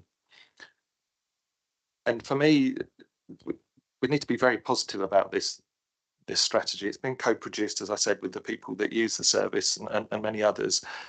And the benefits of implementing this really are wide ranging for those people that do use day opportunities. It tells you in the report, and I'd just like to read out just the value of day opportunities. That people value day opportunities, and as such we have sought to co-produce the new day opportunity strategy to meet the needs of local people and their carers, which enables them to live active, healthy and fulfilled lives as independently as possible. And I think that's the key thing, that for the people accessing these services, it just helps them to live active, healthy and fulfilled lives and be independent. And I think that's really important to remember when we consider this strategy, that there's a lot of positives to come out of it, and it will take a long time to implement. And I'm quite excited actually about seeing how we go through the process of actually making these changes. So that's the day opportunity strategy. The second recommendation, which sort of links recommendation which we've got before us, is regarding the day centres, and some of my answers previously have covered that recommendation in a fair amount of detail. To come to those recommendations, there was a massive public consultation through December and January, and as part of that there were drop-in sessions at all of the day centres, and I managed to attend all bar one of those and spoke to a lot of the families and carers. A lot of the staff had tours of the day centres to really understand what they do and the difference they make in people's lives, and we've had over 600 responses to that public consultation, and that's been analysed in detail to bring forward the recommendations that we got before us. And we do hear a lot of comments, I hear a lot of comments that are very sceptical about council consultation, saying they're not meaningful, they've already decided what they're going to do and they don't listen to the feedback. When this process commenced, we genuinely did not know what the outcome would be. And that's why I went along to the centres and spoke to people, and why we've really looked in detail at the outcome from that consultation. We have listened and shaped our recommendations accordingly, being aware of the potential impacts and sensitive to the needs of families and carers. So we really have listened to the consultation responses, and it's a balance. We need to sort of listen to the needs of families and carers and those attending the services, but we need to balance that with our financial position and our medium-term financial plan. And I believe that the recommendations before us about retaining the 3 main Connect centres, Christchurch Connect, Parkstone Connect and Boscombe Connect, and retaining the Moordown Plus Day Centre, which specialises in dementia, and there's been various reasons for keeping that within scope. I believe that's really has reached the right balance between the financial pressures that we've got and the needs of the people using those centres. The one disappointment, I suppose, is that Pool Plus Day Centre is recommended for closure over time. You know, all of those people attending there, they will have re-provision made for them, and provision will be made at the larger Parkstone Connect Day Centre, which is about a mile away from the Pool Plus Day Centre. So I think we've reached the right balance between finances and between provision. And I'm quite excited to see the future of the day opportunity strategy as it develops, and to broaden the offer and the community offer and the localities available to those people using the service. Thank you, Councillor Brown. So we've got Councillor Canavan, who's where's he gone? Oh, I thought you'd come to the table. Come up to the table, and then we have Councillor Kate Salmon online, and we have Councillor Lawrence Williams, and then Councillor Rampton, and then we will go to the cabinet discussion. Thank you, Councillor Canavan. You have a maximum of 3 minutes, and we are being strict because we are running well over time. Thank you for this opportunity to present the views of the Health and Adult Social Care Overview and Scrutiny Committee, which was held on Monday. I think it's important to start by separating comments on the day opportunity strategy, which Councillor Brown's just been talking about, from the review of the Tricura Day services. And I'd like to start with the Tricura Day services first, because the committee very much welcomed the movement on this since the original consultation, which offered a fairly stark choice just between two options. And the feedback to the consultation, I think, has been very clear, demonstrating just how much these services are valued. And it's been great that there's been so much engagement, not just with the formal consultation, but also from individual representations, which I guess we've all received. So you've heard some of those representations at Cabinet, and we also received some on Monday. And just for the record, if I may, Chair, I'd just like to record the appreciation of my committee to everyone who has contributed their views to this process. It was really pleasing to be able to report that the recommended option is now the one that is before you today. Retaining the 3 Connect centres is really good news, and the retention of Modown Plus is not only really welcome, but also a huge relief. The support it offers to those living with dementia and those carers who support them would have been irreplaceable. So the committee does support the recommendation that is before you, but it does not come without some concerns. It's obviously always disappointing to see the closure of any site, and the point was made, particularly about the one at Highcliffe, where there are still questions over the alternative provision at Christchurch and whether this is adequate or truly meets the needs of wishes of residents. And it's challenging, isn't it, in financial time for services like this. And we have to, I think, be straight with people that they're not going to be the same, but that nevertheless we are going to try and do our best on behalf of residents. I am and have been always quite critical about the way in which BCP does its consultation, but I think this has been much better. The drop-in sessions, I think, particularly were really welcome and allowed quite significant engagement, and I think that's been really worthwhile. There were questions also raised about buildings and whether, for example, transferring the Pool Plus to Pool Connect, whether those people that use it could be appropriately accommodated, and whether those sites that were being retained could be enhanced to become community hubs and incorporate other services, and also questions about what was going to happen to those buildings when they become surplus to requirements. Having said all that, the committee did receive reassurance from officers that none of this has been forgotten, and that work is ongoing to ensure that BCP offers the best possible service it can. And I think the committee very much appreciated the commitment to continue to look at hubs for the use of these buildings. So finally, I just want to turn to the day opportunity strategy document itself. And I think the point was well made by Councillor Brown at our meeting and indeed this morning, that this has been many months in the making, and it would be remiss not to thank everybody involved in its production. There are, though, challenges here, especially around the idea of micro providers. There are already independent providers, some commissioned by BCP and some not, but who nevertheless offer day opportunities for residents. The concept of enabling residents to effectively commission these services themselves by allowing them to choose rather than us making decisions for them is understood, but not without risk. Risk around viability, around quality, around safeguarding, around consistency, and about being able to monitor whether the service is truly meeting the needs of residents.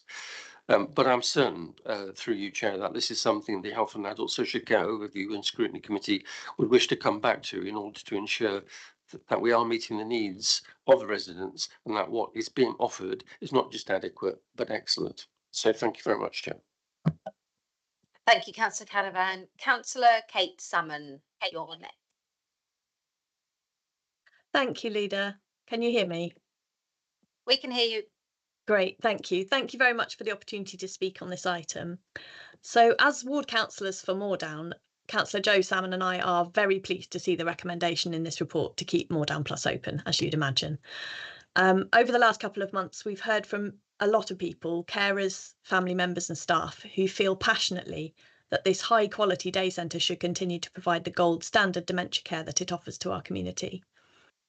365 people signed our petition to save the service, which was submitted to the portfolio holder last week in support of the recommendation before you today. So we'd like to thank the administration for listening to the strong feelings of residents on this issue and for finding a way to keep the day centre open.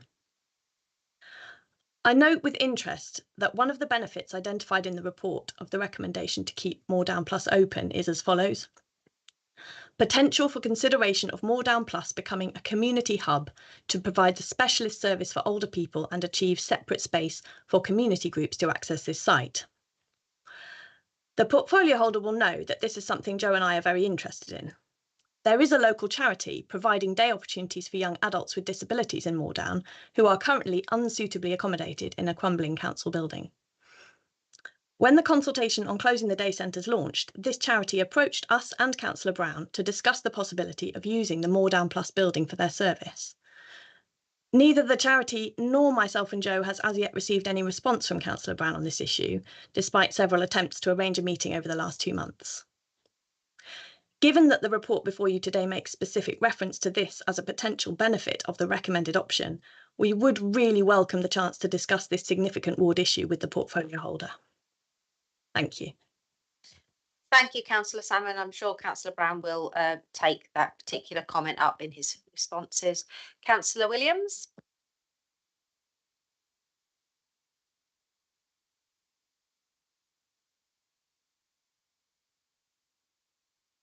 Thank you.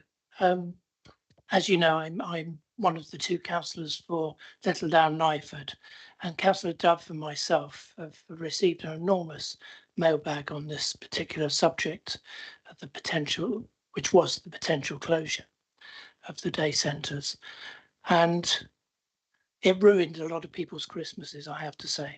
That Councillor Dove in particular had a lot of people contact her. I had several, one of which is Mr. Jury, who's here today and you've heard from, and I came here to support him. I actually didn't intend to speak, but I'm really pleased and grateful that the 2 day centres that cover my ward, in fact, neither one are in my ward, Boscombe and Christchurch, are staying open. Everybody is very relieved. I have one particular resident who I've known for many years, longer than I've been a councillor, who have 2 children with learning difficulties, and they really relied heavily on the day centre in Boscombe, and they're delighted with the outcome. So thank you for doing it. I'm sorry we had to go round in circles to get there, but you did in the end, and thank you. Thank you, Councillor Williams. Councillor Ampton.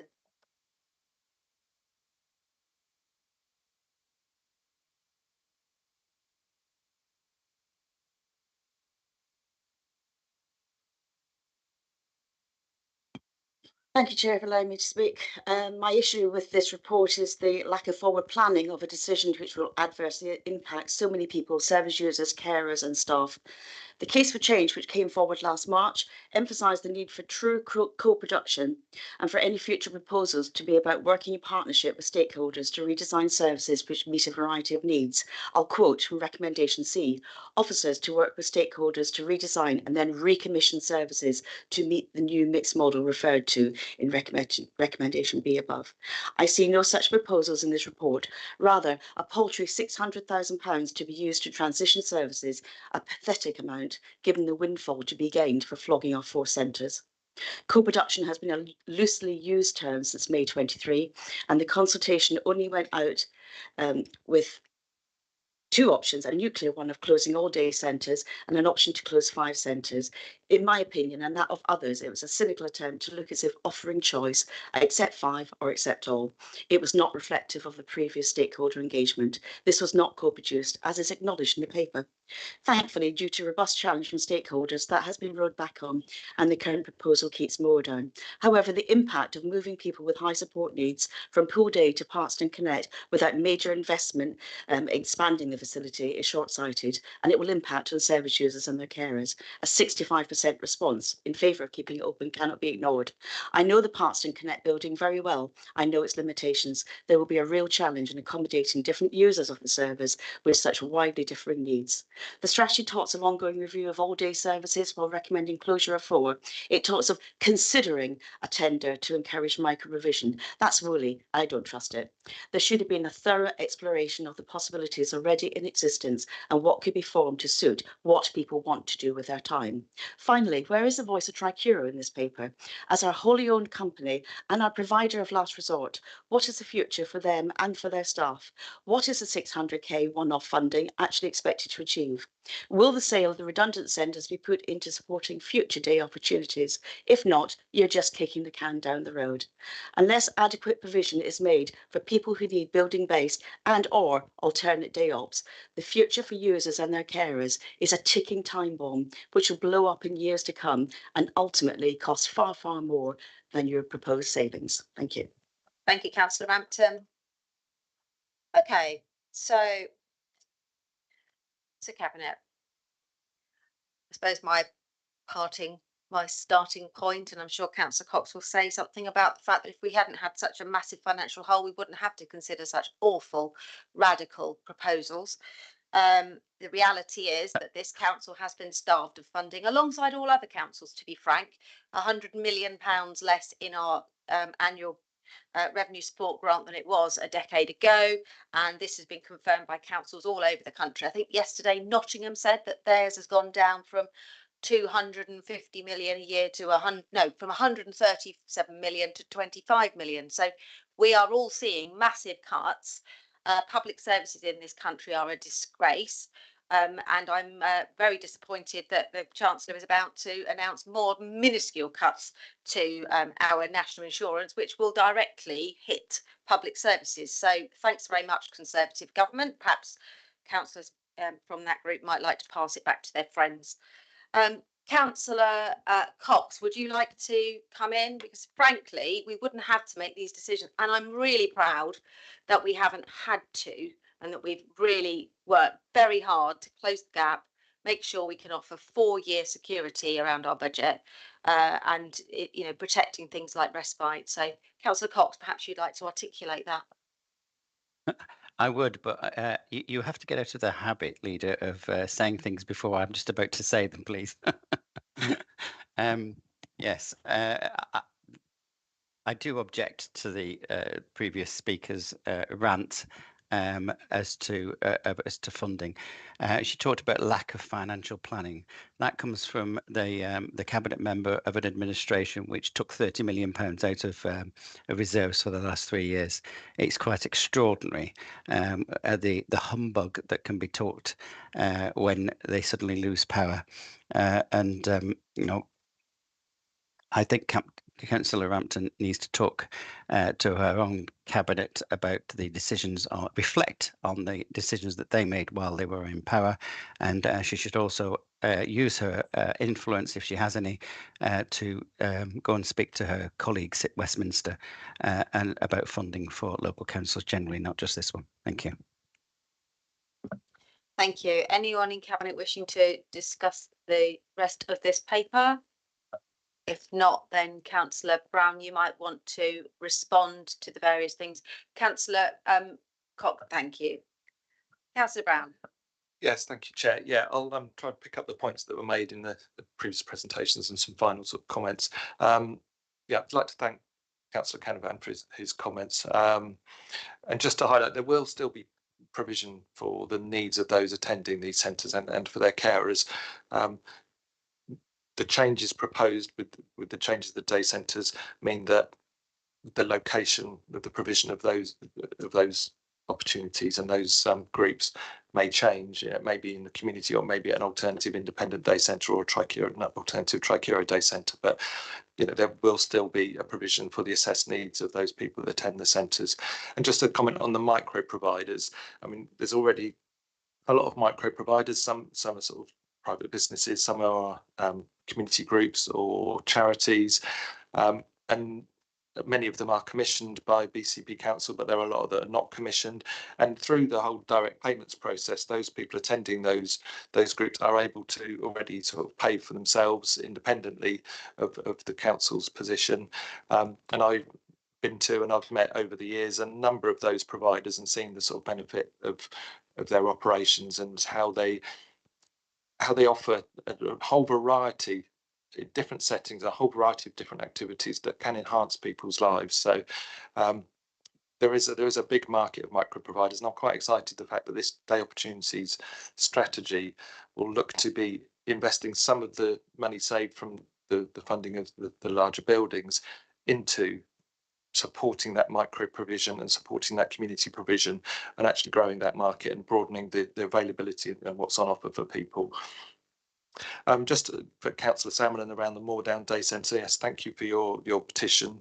And just regarding the external, I think it's the Gateway Group that I did spoke to Councillor Joe Salmon last week regarding that, and spoke at the Health and Adult Social Care Review and Scrutiny Committee meeting on Monday night about that. And I think officers and Tricura are open to broader use of the centre as it sort of details within the report, but it's been a case of let's get this Day Opportunity strategy refined and agreed and be clear about the day centres and get the decision made on that. And now then officers and Tricura will be able to work with other groups to look at opportunities there are to use those facilities, because some of the Tricura day centres are operating very well. Some there is capacity there to expand, and I think it's a case of making the most of those great facilities that we've got. Councillor Williams, and your comments on Boscombe Connect, and yeah, I'd like to agree that just acknowledge the anxiety and concern that has been caused by this consultation. And I've reflected on that. You know, I've spoken to a lot of people at the drop-in sessions, and in some ways, you know, we wouldn't have wanted to cause that sort of anxiety and that concern about what the future would hold. But when I've looked back on it, the position we were in sort of 6 months or so ago, financially as a council, with potential for a bankruptcy and the really severe financial situation we were left in by the previous administration, all options had to be on the table. And unfortunately, that meant, you know, that we had to consult on all of the centres, despite the anxiety and concern that would be caused. But I'd hope that you'd agree that through going through that consultation process and reaching the decisions and the recommendations before us, that we have listened to those concerns and we are able to allay those concerns. And I think the other important thing is, and when I spoke to people at some of the drop-in sessions, they were of the view that the council just wanted to close those buildings down and sell their land off for development. And I think by having this review and looking at all of those centres, including the Connect centres, we can then make a long-term commitment to those centres and to capital investment in those buildings as well. Not just say, oh yeah, we're going to keep you open, but there are plans for maintenance and improvements to those centres that we can push ahead with now, that we are committing to those centres in the longer term. So I think it's been a really important process to go through, but I am quite aware of the anxiety and concern that it's caused. I won't particularly pick up on Councillor Rampton's comments. I think those have been addressed by other colleagues. But I would just mention that some other councils is in similar financial situation because of national government cuts have had to close all of their day centres. We've worked really hard to make sure that we are not in that position, and I think it's to our credit that we are able to maintain 4 really good, successful day centres that are changing people's lives.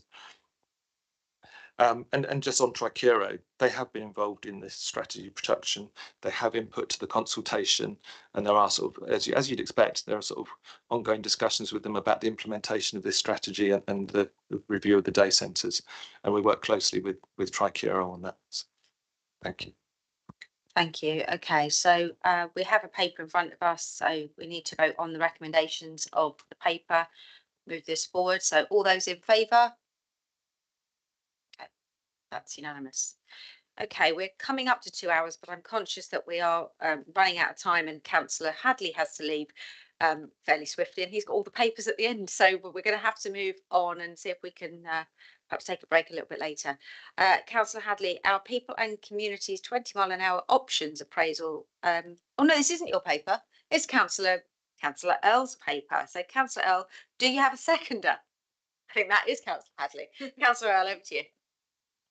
Thank you, Leader. So this is a review of where we are with 20-mile-per-hour zones and limits across the BCP area, and whether we want to look at this as a form of being able to improve road safety. At the moment, we have had really positive results across those areas that we have. At the moment, that's 77. There has been a casualty reduction across those limits of 48%. And really, this is around whether we as a council want to look at reducing the frequency and the severity of collisions on our roads, and whether this is an effective way of doing it. Nationally, there has been lots of data, and of course, logically, if we're looking at stopping distances, obviously stopping at 20 mile per hour has a much shorter stopping distance than at 30 miles per hour or at 40 miles per hour. So really, this has been used as a measure in other areas. We've seen it in Oxfordshire, in London, in Bristol, where it's had really positive outcomes. I would say for BCP, this is a measure amongst many others, including school streets, permanent crossings, safer routes to schools, which have significant investment, which Councillor Hadley will come to under the next paper. I just wanted to say around the consultation that we would, and the consultation process that we would take. This is not a blanket 20 mile per hour speed limit, and that word did not come from us as an administration. That very much came, I would assume, from the press or from the opposition, but that is not what's being proposed, and it is never what has been proposed. What this would be is breaking down BCP into areas, neighbourhood areas, and looking at how we can mix savings rather than implementing 20 mile per hour zones road by road. If we can pick an area, then we have the opportunity to look at all of the crash sites, all of the clusters in that particular area, and see, and rather than spending money on a significant amount of 20 mile per hour roads, doing it by all one area saves a huge amount of cost. Appendix A is a map which shows the legacy work under the previous authorities and where we have 20 mile per hour zones already. I'm really pleased to say the big orange square that you can see is my ward, which is Newtown and Heathlands. Half of it is a zone and the other half is a limit, and there's a slight difference between that and the way that they are implemented. But what I can say is that people do drive slower in those areas, and even if it's not by a massive amount, it is enough to prevent someone from being killed if they are hit at a speed that is a lot higher. I also just wanted to mention around collisions, 77% of those who are killed on our roads are vulnerable road users. So those are motorcyclists, pedestrians, cyclists, people on scooters. It is much more risky if you are not in a car on our roads.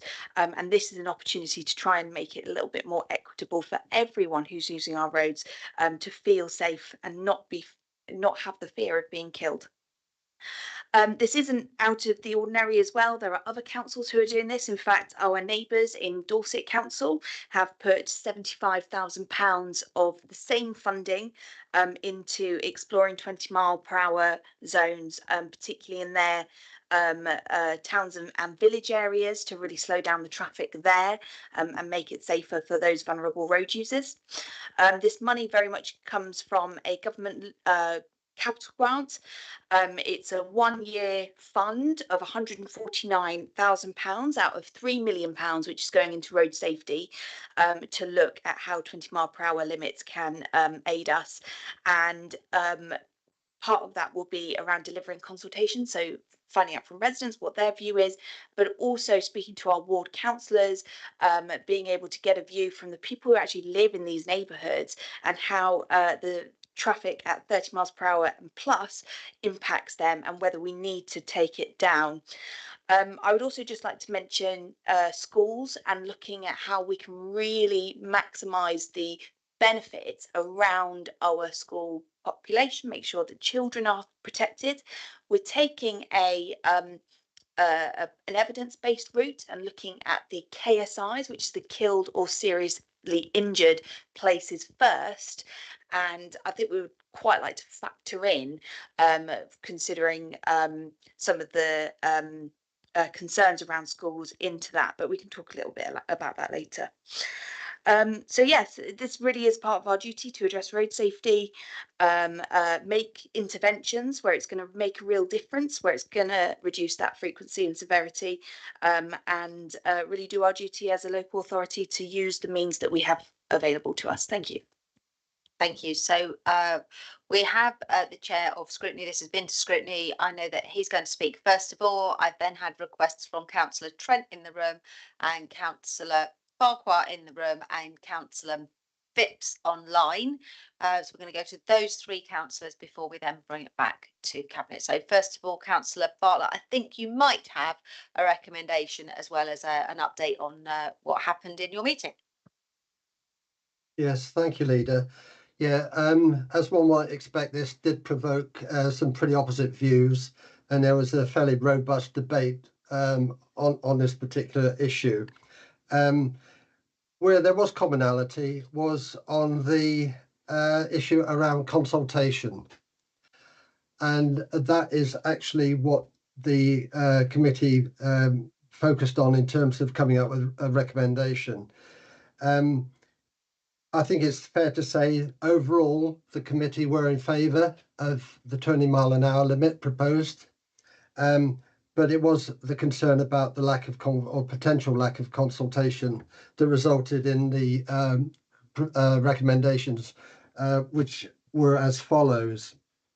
That option B, as outlined in the report, be recommended to Cabinet for its approval, subject to Cabinet committing to robust and meaningful consultation on each 20-mile-per-hour area, and that residents' views will be taken into account before any decisions on implementations are made. So that was the first recommendation, and it was good to hear Councillor Earl just mentioning the recognition of the need for that consultation. I think the concern was that a TRO doesn't really produce the type of consultation that you would hope for such a sort of a major policy change like this, or implementation of this kind of thing. The board then went on to discuss, the focus of the 20-mile-an-hour limit, and whilst it's understood that these are already introduced around schools in many areas, there was a concern about children's safety and how this might be improved by implementation of the 20-mile-an-hour option. So the second proposal was that as part of the ongoing process, Cabinet considers identifying areas around schools and nurseries for the introduction of 20-mile-per-hour road safety measures. That proposal was unanimously supported. The first one was by majority decision. I would like to speak on this as an individual later, if I may, Leader. Thank you. Do you want to go ahead now so that we don't use up any more time? Yes, okay. Thank you, Councillor Bartlett. Okay, so in my experience as a ward councillor, when residents have inquired about specific areas where residents requested control measures for speeding, no action is taken on the basis that the accident data held by the council does not support any intervention. That's always been the case, and I've had very little success in implementing those kind of interventions. Anyway, if you apply the same rationale to the introduction of 20-mile-per-hour limits, this would suggest that a 20-mile-an-hour limit is not supported by safety data and is therefore unnecessary. the other thing I would like to just raise is that overall, I've had nothing but opposition locally within my ward from my residents to proposals for 20-mile-an-hour limits. That's the second point. The third point I just want to raise, and it's a technicality really, and it relates to the agenda item 11. Well, we might come to that in a moment, but I could probably raise it now in that this 149k, I believe, is also referenced in the costing of that paper. I'm just wondering if there's sort of two bites of the cherry here for the same thing, because the paper on agenda item 11 lists a whole range of different safety measures, but this is the only one supported by a separate paper, and I don't understand why it's in two different places. So that's it for me. Thanks, Leader. Thank you, Councillor Bartlett. We'll just get some clarity on that. Councillor Trent, first of all, please, and then if Councillor Farquhar, you can be ready to follow up, and Councillor Phipps, we are going to limit you to 3 minutes. Please don't go over because I will silence you. I know that's hard, Councillor Trent, but I'm going to do it anyway. I know I'm quite regularly silenced for going over time. First of all, I've really got to say how frustrated I am when I see national tabloids spreading scare stories and local politicians and local pressure groups adding words like Trojan horse and blanket ban. And we heard that earlier on from one of the representations, basically objecting to something that isn't on the table. But we also heard another representation from someone who felt that we weren't going far enough. Now, I would be the first to say that if it was a blanket ban and every 30-mile-an-hour road will become 20 miles an hour, I'd be saying, no, this is crazy, you know, it shouldn't happen. But this isn't what's on the table. And in fact, the proposal which I made at the meeting was very much accepting option B as a reasonable compromise between the do nothing and do everything options, and the meaningful consultation or the residents' views. That to me would mean that if we were going to do a cluster of roads, that we actually consult everybody in that cluster and everyone who has to pass through that cluster on a day-to-day basis. I don't think it should be a BCP-wide consultation on something that's happening in a small locality. That would be bonkers. And so sort of taking that further, we've got a massive 20-mile-an-hour zone in the vice or deputy leader vice chairman's ward. A lot of us pass through that on an almost daily basis.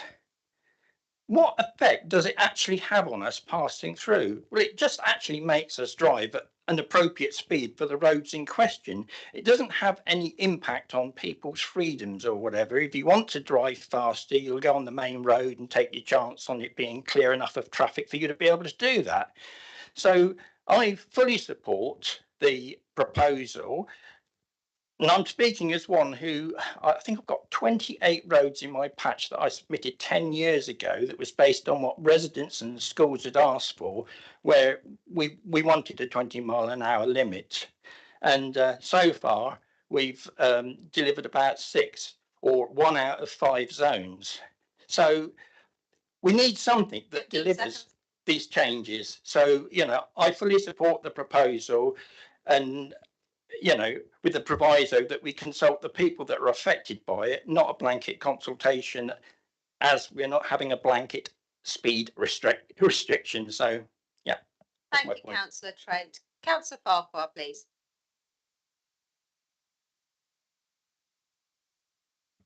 Whoosh. So, yes, thank you very much for the opportunity to speak on this one. I think, like many members here, we will have received a variety of emails from residents, both within our wards and further afield, as regards some of the need for clarity as regards what's being proposed and what's on the table. So I very much welcome this paper, so that we can actually get to the heart of the matter and what is being proposed, as opposed to what people are presuming is being proposed. I've one real request because I, like Councillor Trent, have the advantage of having a large 20-mile-an-hour zone as opposed to a limit within the ward, and another one whereby it's not a permanent zone. It only operates when the school lights are flashing. So I'd very much appreciate the opportunity, should this pass today, as a ward councillor, to be part of the discussions for the neighbourhood if it includes that ward. And I think that would be a amicable way for us to proceed forward, so that we can answer emails, etc., from residents as regards what is actually happening and what is being proposed, as opposed to speculation. Thank you very much. Thank you, Councillor Farquhar. Councillor Phipps, please. Yep. Hello. Thank you very much. Okay, I'm afraid first I've got to say I think something's gone a bit wrong with the council's relationship with those they're elected to represent. If a report like this proposing such controversial 20-mile-per-hour speed limits across most of the council area is expected to be approved here today, I'm not aware of any mandate for this. The Department of Transport document on speed limits clearly states there should be a comprehensive and early consultation on all of those who may be affected. This needs to include local residents. It also mentions police and bus services who do seem to have actually been contacted. Bus companies don't seem keen and the police say they won't enforce, but residents, nothing's happened, nobody's asked. I believe this is a flawed process, especially on something this controversial. If you confirm this today, you've already decided that BCP wants 20-mile-per-hour limits as per the map, without even asking the residents first. The so-called evidence supporting the introduction of these limits is extremely suspect, quite often driven by ideology and no hard facts, or data, certainly for the areas that are proposed. Every area will be different anyway, and some may not even have a road safety problem, but we don't actually know, as there's no data, no evidence whatsoever to support why these limits are proposed in each of these specific neighbourhoods on the map. Personally, I've no problem with 20 mile per hour around schools or hotspot areas, or if residents of a certain area actually want the limit, then absolutely fine. But there just needs to be some openness and transparency and some common sense here. And this proposal is tantamount to dictating for swathes of 20 mile per hour limits across BCP without any evidence as to need, or even asking those who live there or those affected who might be affected in surrounding roads if that is actually what they want. So why do you want to implement these schemes when we've no evidence for each area to support they're needed and our residents haven't even been asked? We hear that consultation will be done later, perhaps when you have the money to implement, but this is back to front in my view. And I think the best thing you could do really is to defer this item and carry out a meaningful survey now. In the proposed areas, you could ask for postcodes or however you want to do it, actually asking residents if they want this. Currently, if you approve it, all you're doing is seeking to impose the wishes of certain minority groups, I believe, across the majority of BCP without any consultation or public engagement. There are strong views out there, as other councillors have said. I've certainly received a lot of opposition mails about this, and I think we really should be listening. I'd ask you to defer it. Thank you. Thank you, Councillor Phipps. So, Councillor Hadley, and then Councillor Wilson, and then Councillor Burton. Thank you, Leader. Yeah, I think perhaps I could answer the query around this being in this paper and the paper following, and it also ties into something that Councillor Phipps just said. We have to go through a process of identifying earmarking money in order to be able to go through meaningful consultation, actually do stuff at the back end of that. And it's always been our intention to do consultation. I think that our consultation has been quite difficult in recent times, and it has become partly difficult because people misrepresent what we are trying to achieve, and social media is very good at lighting fires that didn't exist. But the amount of money is quite modest. What we actually did, and the reason why there are two papers, I suppose, is we challenged our officers to say there are other parts of the country where they do have a blanket 20-mile-an-hour limits across the whole city. So Bristol is a good example. And what should we be doing in the BCP area? And so that's why this paper is before us today, is really the officers coming back to us saying, here's the evidence, here's what we've done locally in BCP. And it's not new to put 20-mile-an-hour zones and 20-mile-an-hour limits. Most of my ward is also covered by 20-mile-an-hour limits and zones in Poole Town.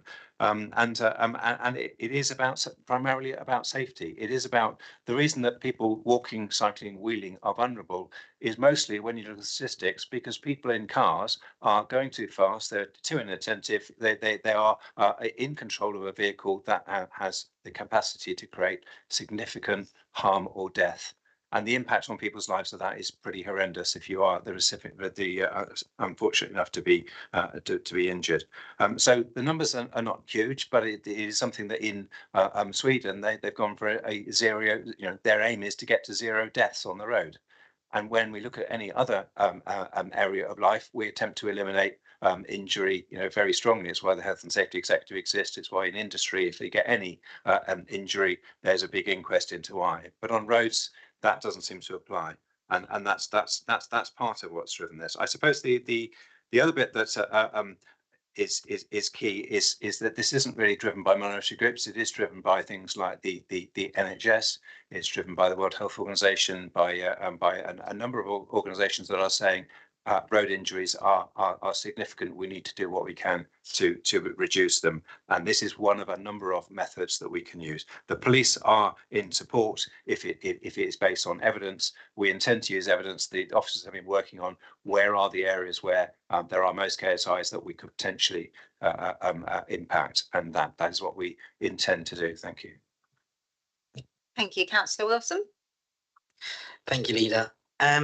Firstly, I want to start by saying I adore my car. I really like my little Mini Cooper. It's got a CD player that I keep stocked up with great music from charity shops weekly. And it's really good in the summer because it's got a soft top. And I recently just got out of my overdraft from paying for it. So I think that's really key to say. I enjoy driving, but I don't think that these changes are going to have a detrimental impact on people being able to drive. For example, my journey here today from my home near Castle Point, I think there'd be only one road that would be partially affected. It's a road that starts at 30 and goes into a 20. And apart from that, I think nothing would fundamentally change. And so I'm very supportive of this.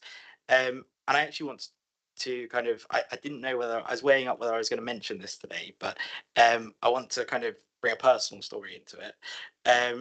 Back in January 2007, I just started school at St. Peter's at the Iford site, and the headmaster called me into his office, and oh God, this is really hard. I didn't expect it. The headmaster called me into the office. I was wondering what I had done because obviously very good straight A student, so I was quite nervous. And he sat me down and he said, I didn't know how to tell you this, but your brother has been hit by a car. And he was studying at the St. Peter's in Southbourne at the time. So the headmaster was really reassuring. He said, it's outside the school. We don't know what's gone on. It's outside the school, but we think, he'll be fine because just outside the school. It turns out that he was hit by another student. They were going at 30 miles an hour, and he went when the impact happened. And sorry if this is triggering, but he got hit at 30 miles an hour. He went up in the air 6 feet and landed on his head. He fractured his skull. He got a piece of glass that was a millimeter away from cutting a main artery where he would have bled out. Thankfully, he was the fashion at the time was wearing these messenger bags, and he had an animal one that was filled with a lever arch file full of notes, and that saved him from shattering his hip and potentially stopping him from walking again. My dad, by some sheer coincidence, was working around the corner roofing, and because he works all over Dorset, so it really was a miracle that he was there, and he was able to get to the scene within minutes and held his hand. And anyway, he was rushed to Southampton General. They were brilliant. I wasn't allowed to see him for the first 5 days, I think, because they thought his head was so swollen that it would give me nightmares. But I think the reason I'm telling this story is because, you know, that's had a traumatic effect on myself and my family to this day. And not necessarily so. You know, after that, there was signs and bumps implemented at the school. But it didn't need to, we didn't need to go through that. You know, that it traumatized the kids that saw it. Obviously, it set my brother back a year and really stopped him from fulfilling his potential. You know, my dad had to be with my brother, you know, in that position kind of thing. My mum had to receive the phone call from the school. I was really protected from it. I was treated like a prince, you know, kind of thing. The school were brilliant. And it's only now, as this has come up and I've kind of thought about it, and I spoke to my brother last night, asking him if I could kind of tell this story, if I had to, if I felt I had to, that I really kind of started to feel the impact that it's had on my family and my brother. And I actually saw last night the pictures from the police report of the car and the scene outside when it had happened, and it was horrific. So I just think that, you know, I think that what we're trying to achieve here is stopping a mother having to take that call. It's stopping a dad having to see his son in that position, and it's stopping that son having to, you know, lose a year of his life, have, you know, minor brain damage, if we're being honest. And yeah, I just don't think that this is going to have the impact that people think it's going to have. So I just, yeah, very supportive. And sorry for going on, but I just thought I wanted to share that. Thank you, Kieran. I don't think any of us can not be affected by what you've just told us. It's not something that you've shared before. So I think none of us quite knew what you were going to say. So thank you. And thanks to your brother for letting you share his story. Councillor Burton, follow that. Yeah, thank you, Leader. I don't think I can. I mean, I would say I'm looking forward to see Councillor Wilson cruising in the summer with his top down, which just try to light the mood just slightly for a moment. I listened to the debate here, and also I listened to over in scrutiny, which was very interesting and a long debate. I totally agree. Looking at consultation about the areas that it's supposed to be. Looking at the most suitable areas to protect children, young people. I'm going to concentrate on children and young people here. I'll let Councillor Brown talk about the older and the vulnerable older people, but it's children and young people is my focus. Yeah, consultations. I would also say that waiting for access to happen, having the data for death and serious injury, it's great hard data, but I don't think we should always wait to that, because we heard with Councillor Wilson's discussion here, you know, waiting to have a serious injury and then saying, yes, thank you for that serious injury, we can now do something here because we have the data, would be a very hard conversation to have to a parent. I would also say that any consultation should also include not just drivers and residents, but children. Because they are the ones that we're talking about affecting. I think we need to look at how we can have that consultation with children, young people, how schools can take part in that. Some parts of the debate that I was listening to at scrutiny did hurt my head somewhat, and I'll just share with you a few of them. So the difference between travelling at 20 miles an hour and 30 miles an hour. Now I'm going to start talking about different units here, because I don't like using miles an hour and meters in the same sentence. It's just a thing. So 20 miles an hour or 32 kilometers an hour, or that's 9 meters per second, or 30 miles an hour is 48 kilometers an hour, or 13 meters per second. Now I'm using meters per second because we can picture that in a room, how long it is. And Councillor Earl did talk about stopping distances. Stopping distances are very important, but also the thinking distance. If you look at the highway code, it is actually very important. So at 32 miles an hour or 9 meters per second, the thinking distance is about 6 meters. That means that if you're driving a car doing that speed, and a child steps out in front of you that you don't expect, you travel for 6 meters before you touch the brake. Now, Leader, to you, that's about from there to the second monitor just there. So if you were, and I'm saying this because it's nice to have. I'm going to pick on you, okay? So if you were driving along, paying full attention, the child step just out from there, you would hit them at 20 mile an hour. You would hit them at 20 mile an hour. You want to touch the brake. Now, modern cars have got better brakes and things, if you'll tell you all this, but I'm afraid you haven't evolved to think quicker. And of course, that is, of course, if you're paying full attention. Now, I know you always pay full attention in the car because I've been in the car with you. However, if you were talking to somebody or listening to the radio or planning what you might be having for tea, that actually affects that time, and it'll be further. At 30 mile an hour, which is about 9 meters per second, the thinking distance would take you to about Council Farquhar. So if you don't mind being our crash test dummy for the moment. So at 30 mile an hour, you would hit Council Farquhar at 30. You would just be touching the brake as you hit him. Now, you know, that is quite a sort of stark way of looking at it. We talked about what actually causes the damage. Well, it's the energy of the collision.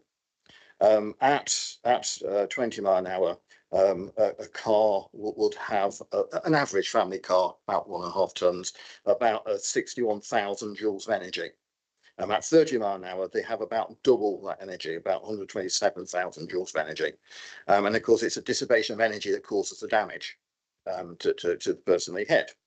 And when we talked about this, we heard, I don't know if this was actually at the scrutiny meeting, but I've seen it a lot online about, you know, modern cars aren't designed to travel at these speeds and things. Well, in France, in built-up areas, they have a lower speed limit, and Peugeots and Citroens and Renaults can manage it. So I don't see why our cars can't do the same.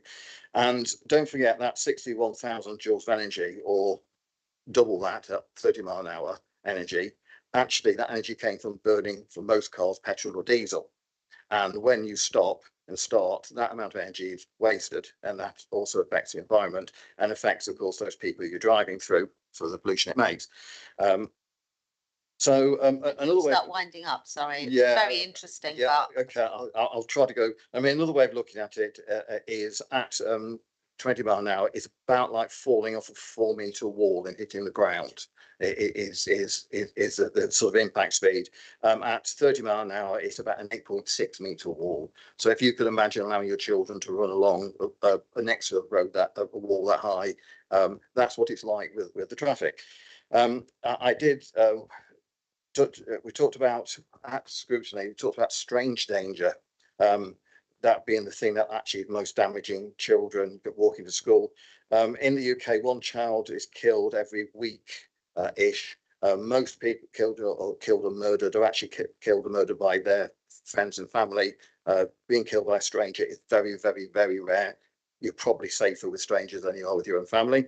And 780 children killed in the UK, or 512 killed or seriously injured by roads each year. That's about 1 every 17 hours.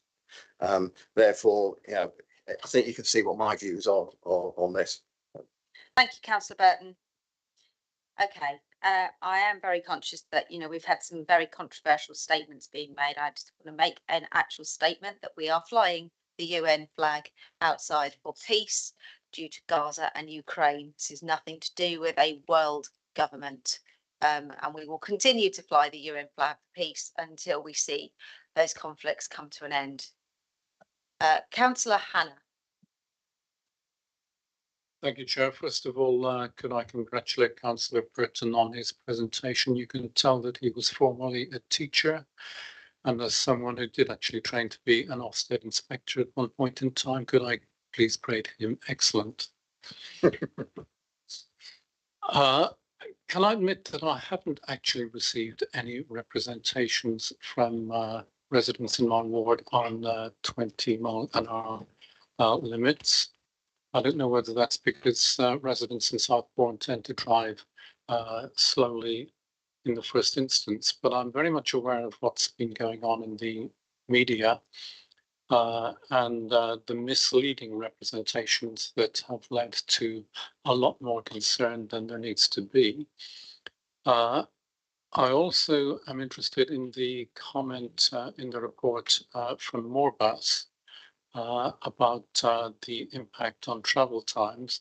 And what I'm not quite sure of in terms of the comment in the report is whether they were aware that the through routes would continue at their current speed limits, so that most of the routes that buses would be using would not in fact have a change, and the impact in terms of any routes that go through the residential areas that have been defined is likely to be minimal. That said, the most important bit to me in terms of implementation of what I hope we will proceed with is the consultation element.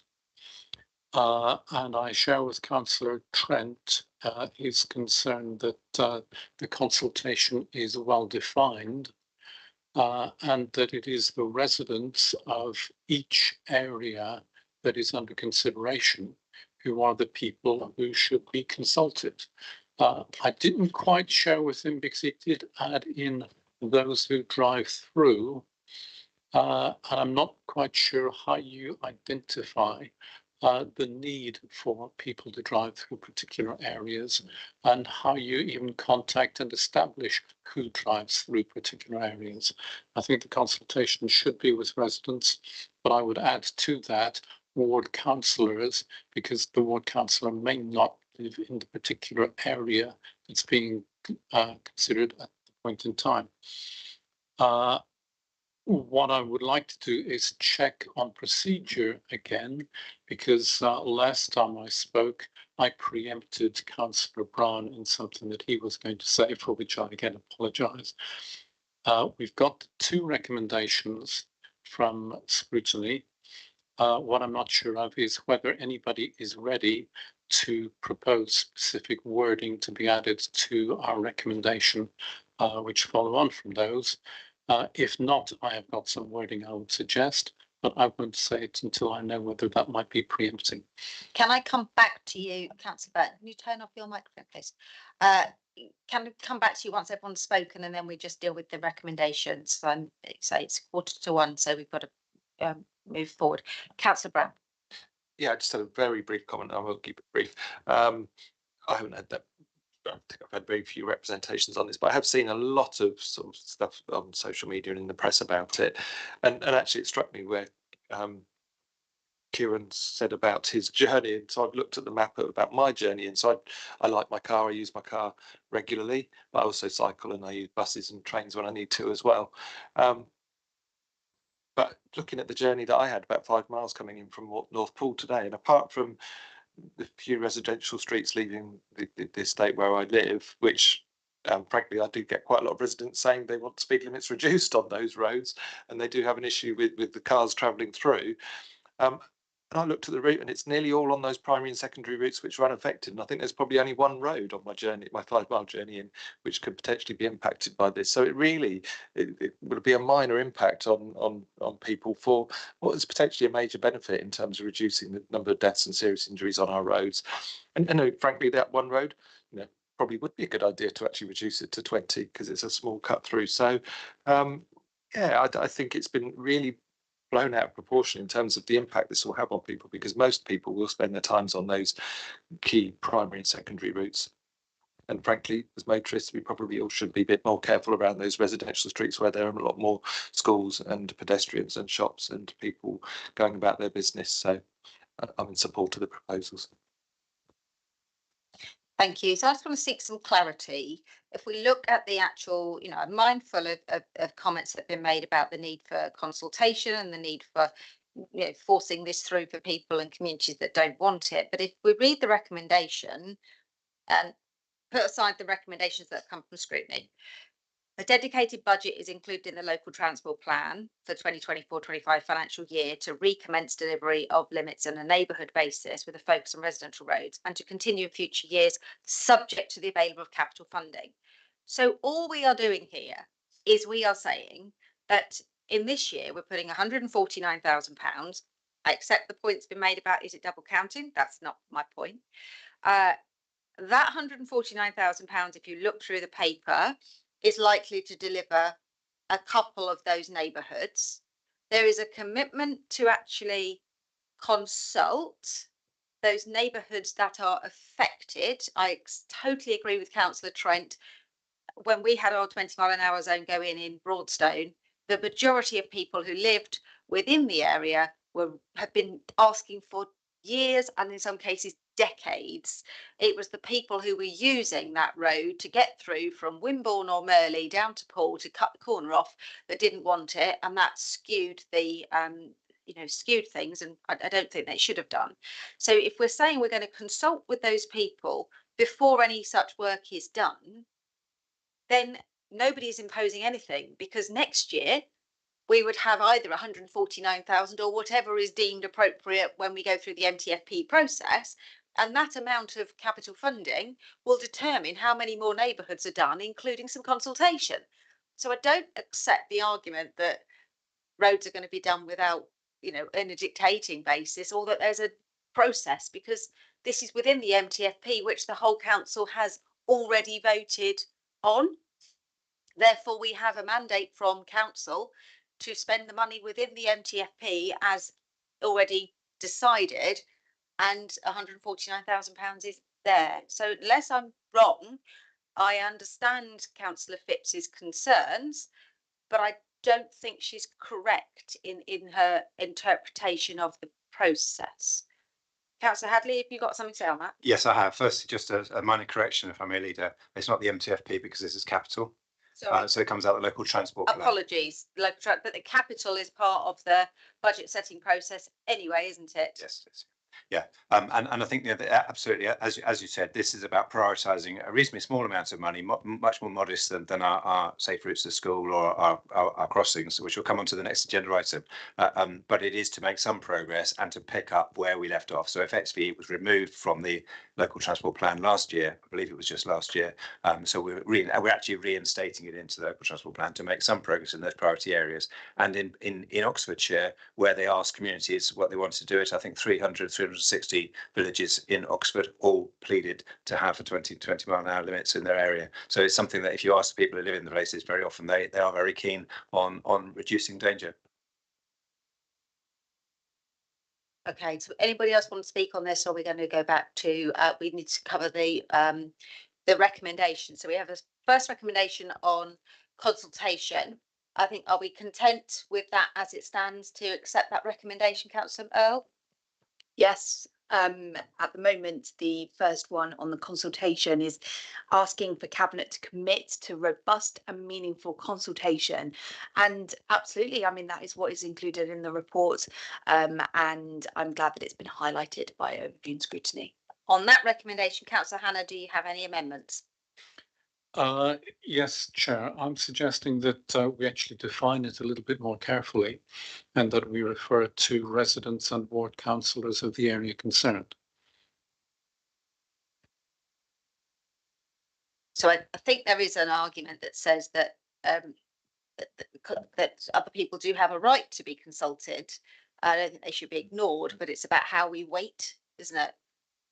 It's how we weight the use of the roads. I would not wish to exclude somebody that lives outside.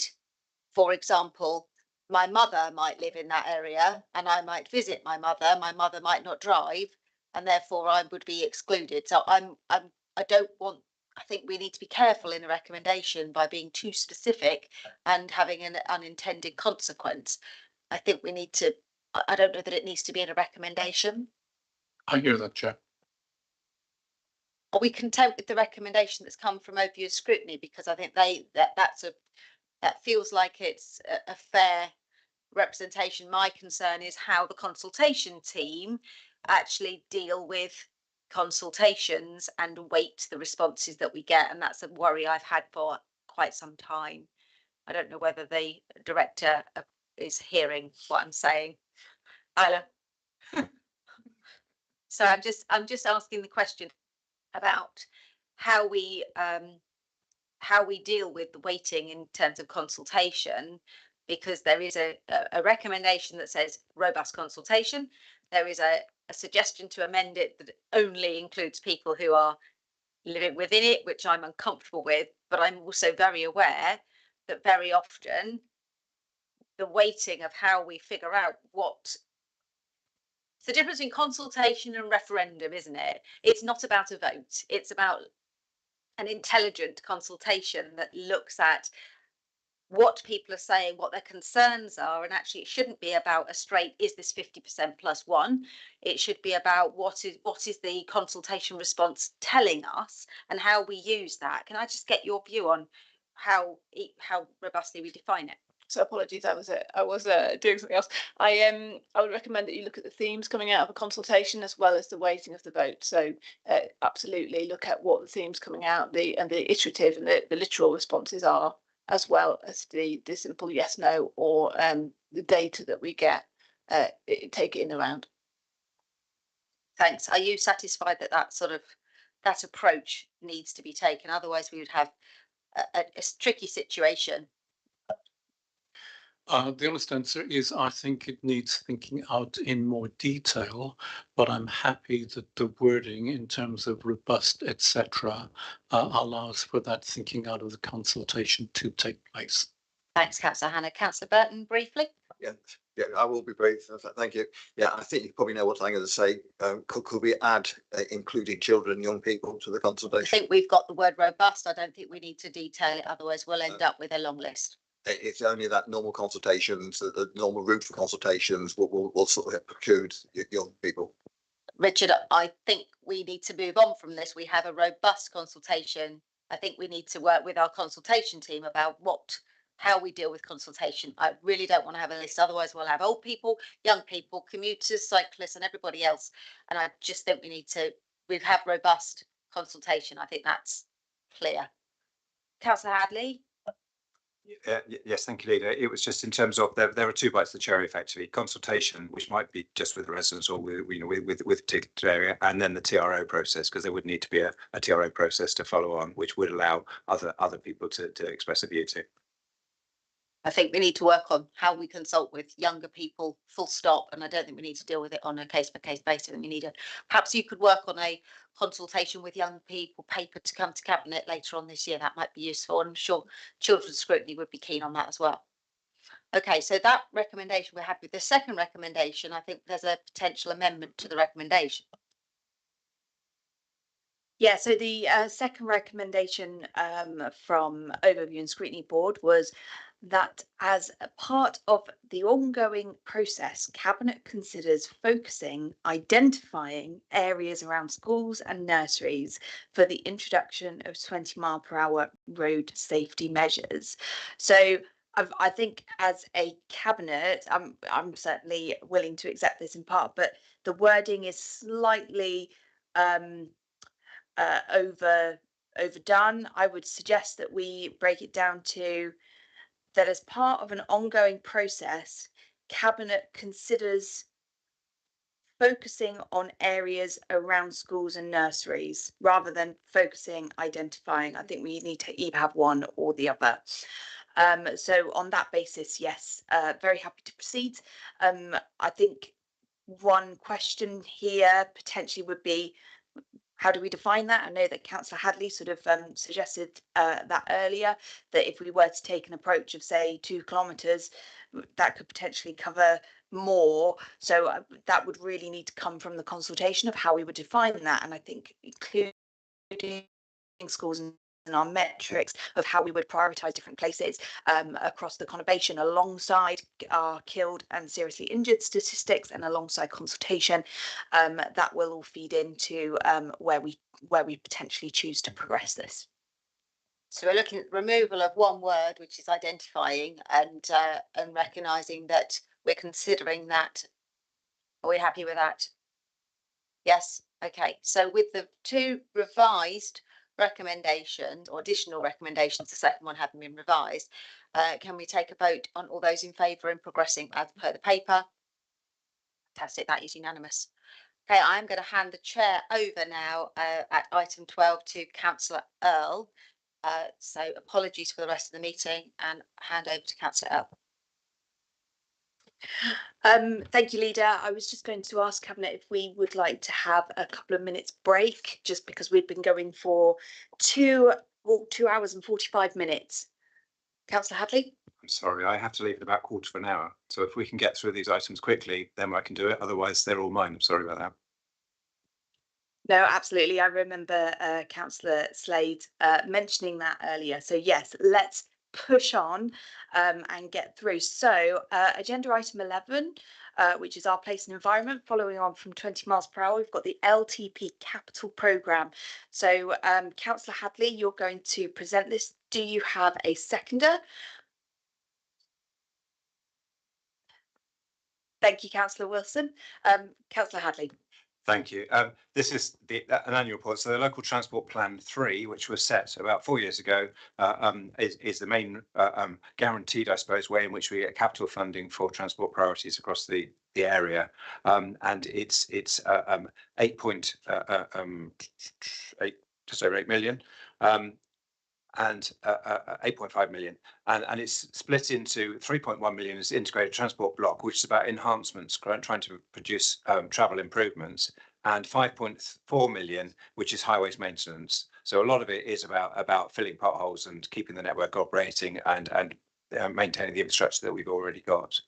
The report also shows specific external allocations based on successful bids to government, and that's actually 35 million. So that's almost that's a significant bit larger than the sum that we have guaranteed. And that's, I'm grateful thanks to the officers for making those bids, for seeing those opportunities and jumping at them.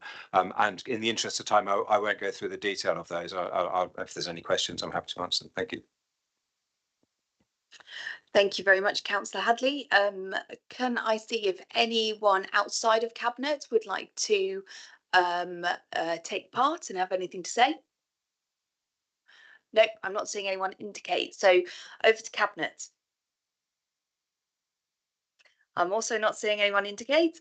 I would just like to say, in my role as the Cabinet Lead for Road Safety, I'm really pleased to see particularly the amount of money that's going into safer routes to schools and school crossing upgrades. In my ward, I've been really lucky to have a school street, but one of our other schools does have some real risks around the entrance there, and actually we need that engagement work with schools to make sure that we are working together and putting in a travel plan and improving those measures, I think is really, really good. So I'm glad to see that £500,000, huge amount of money going into that. Councillor Hadley, anything to? So we are going to move to a vote on that one. Cabinet, could you please indicate if you accept? Do you accept? Lovely, thank you very much. Okay, on to agenda item 12. We've got permanent traffic order for Livingston Road, which is Bournemouth, and like I was just talking about, this is a school street. And Councillor Hadley, are you going to propose this? Can I ask if we have a seconder? Thank you, Councillor Wilson. Councillor Hadley, go ahead. Thank you. Yes, so this is Livingston Road, which is Folkestone Community School. They have had a trial which has been analysed. 61 respondents to the trial, most of them positive. Some concerns over parental behaviour and over parking impact on wider area. But generally very, very positive, and people saying it makes them feel safer, and that and there was one particularly nice comment about a mum who had started walking to school because it was more difficult than to find somewhere to park, and she's found it's not far to walk, and she's feeling better, her mental health is feeling better, and it's encouraging her to get her children to walk more as well. So I think that's a real result. So I think I just recommend this one. Effectively, it's making permanent what's already there. Thank you. Thank you very much, Councillor Hadley. Would anyone outside of Cabinet like to speak on this? Councillor Farquhar, if you could come up, that would be brilliant.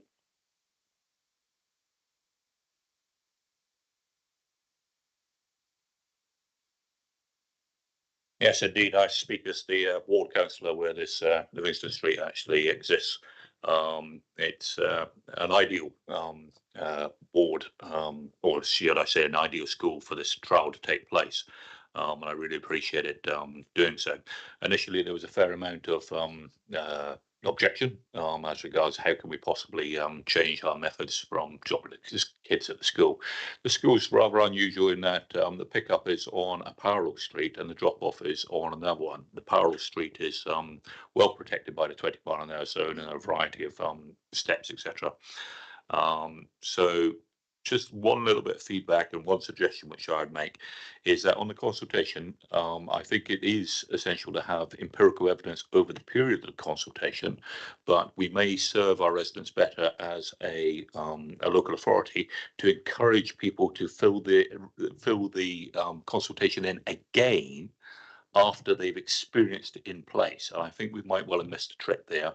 And there are other situations where that should be encouraged, and perhaps that could be a practice that could be adopted by the local authority. So we push for the consultation and then we push again social media, maybe even to the fact that the consultation is closing in a month or 4 weeks or 3 weeks or whatever on the lamppost. So people go, yes, I've got empirical evidence of how it has affected me. And I think that would actually help have more supportive comments, as Councillor Hadley pointed out, as regards the real difference that it's made to that one mum and her family and her well-being. The other observation which I've got is that since if this does go permanent, is that it's been a very well managed trial by the school staff. So they act as marshals, they put the temporary barriers across, they act as marshals should any residents wish to get out, so that they move out of that particular street at a walking pace. There was one issue which brought up, and I'm not sure if it's in the consultation, is to encourage the schools to report issues that they have with drivers, whether it be, frustrated mums. The one particular issue which I bring to the attention of the cabinet here is that one of our taxi drivers delivering children to school showed frustration, and from my perspective, sitting on the licensing committee, that is unacceptable behaviour from one of our licensed taxi drivers or the firms.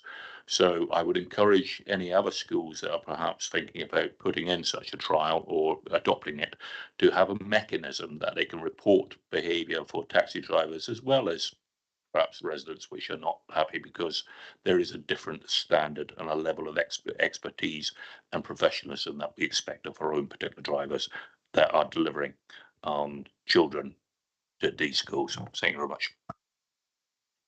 Thank you very much, Councillor Farquhar. Now, if I could open that up to Cabinet, if no one else is willing to speak from outside.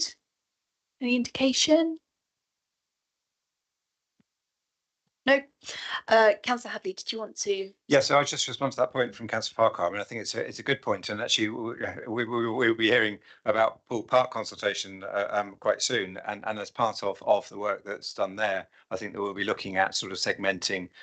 Partly that was implementing and a consultation in parallel, and we then get criticised for not consulting before we go to the implementation. But they have also looked at time slots in terms of people's view as it changes over the course of the consultation. It's part of the reason having consulted a reasonable period, but I think it's something we can certainly look at with obviously with the consultation team in terms of how you achieve that. And I think it is meaningful, and it does come back to what Isla was saying about having the qualitative views. I think the comments are actually far more instructive in terms of the impact on people. Thank you. Thank you very much, Councillor Hadley. Now, if we could go to the vote of Cabinet, could all those in favour please indicate? Lovely, thank you. So let's move on to agenda item 13. So residential disabled parking bay proposals. Again, this is a transport related paper. So Councillor Hadley. Thank you. I hope I've got a seconder. Is there a seconder? Yes, so Councillor Burton, happy second. Thank you, Deputy Leader. So this is about residential parking bays for the disabled. There are 24 changes, 8 of which are removal of disabled bays, and the rest are bring them in. A couple of them drew quite a few objections where other members of the same household had cars, or the applicant had a driveway, which it was assessed and it couldn't take the adapted vehicle. The team really do, work hard to assess the need and to recommend approval where it's needed. The 8 removals highlight that when a space is no longer needed, it will generally return to unrestricted parking, and in some cases it's even on the same street within this one set of recommendations. So I recommend this to Cabinet. Thank you, Councillor Hadley. Anyone willing to speak on this from either outside Cabinet or within Cabinet? No, if we could put that to the vote, please. Could those on Cabinet in favour please indicate? Lovely, that is voted in favour. Right, so we're going to go on to agenda item 14, which is another traffic order proposal. This one on the local transport plan, safer routes to school, regarding Sallycoats Road. So Councillor Hadley is going to present this report. Is there a seconder for Councillor Hadley? Thank you, Councillor Wilson. Go ahead, Councillor Hadley. Thank you. Yes. So this is something that actually arose from the school, from Baden Powell School. It was a petition some considerable time ago. It's taken a while to find the money to actually move this forward. But it is about contrary cycling and improving the pavement experience for people and zebra crossing on Woodside Road. Woodside Road is obviously the link through from Penn Hill down towards Ashley Cross. So it's quite a busy road.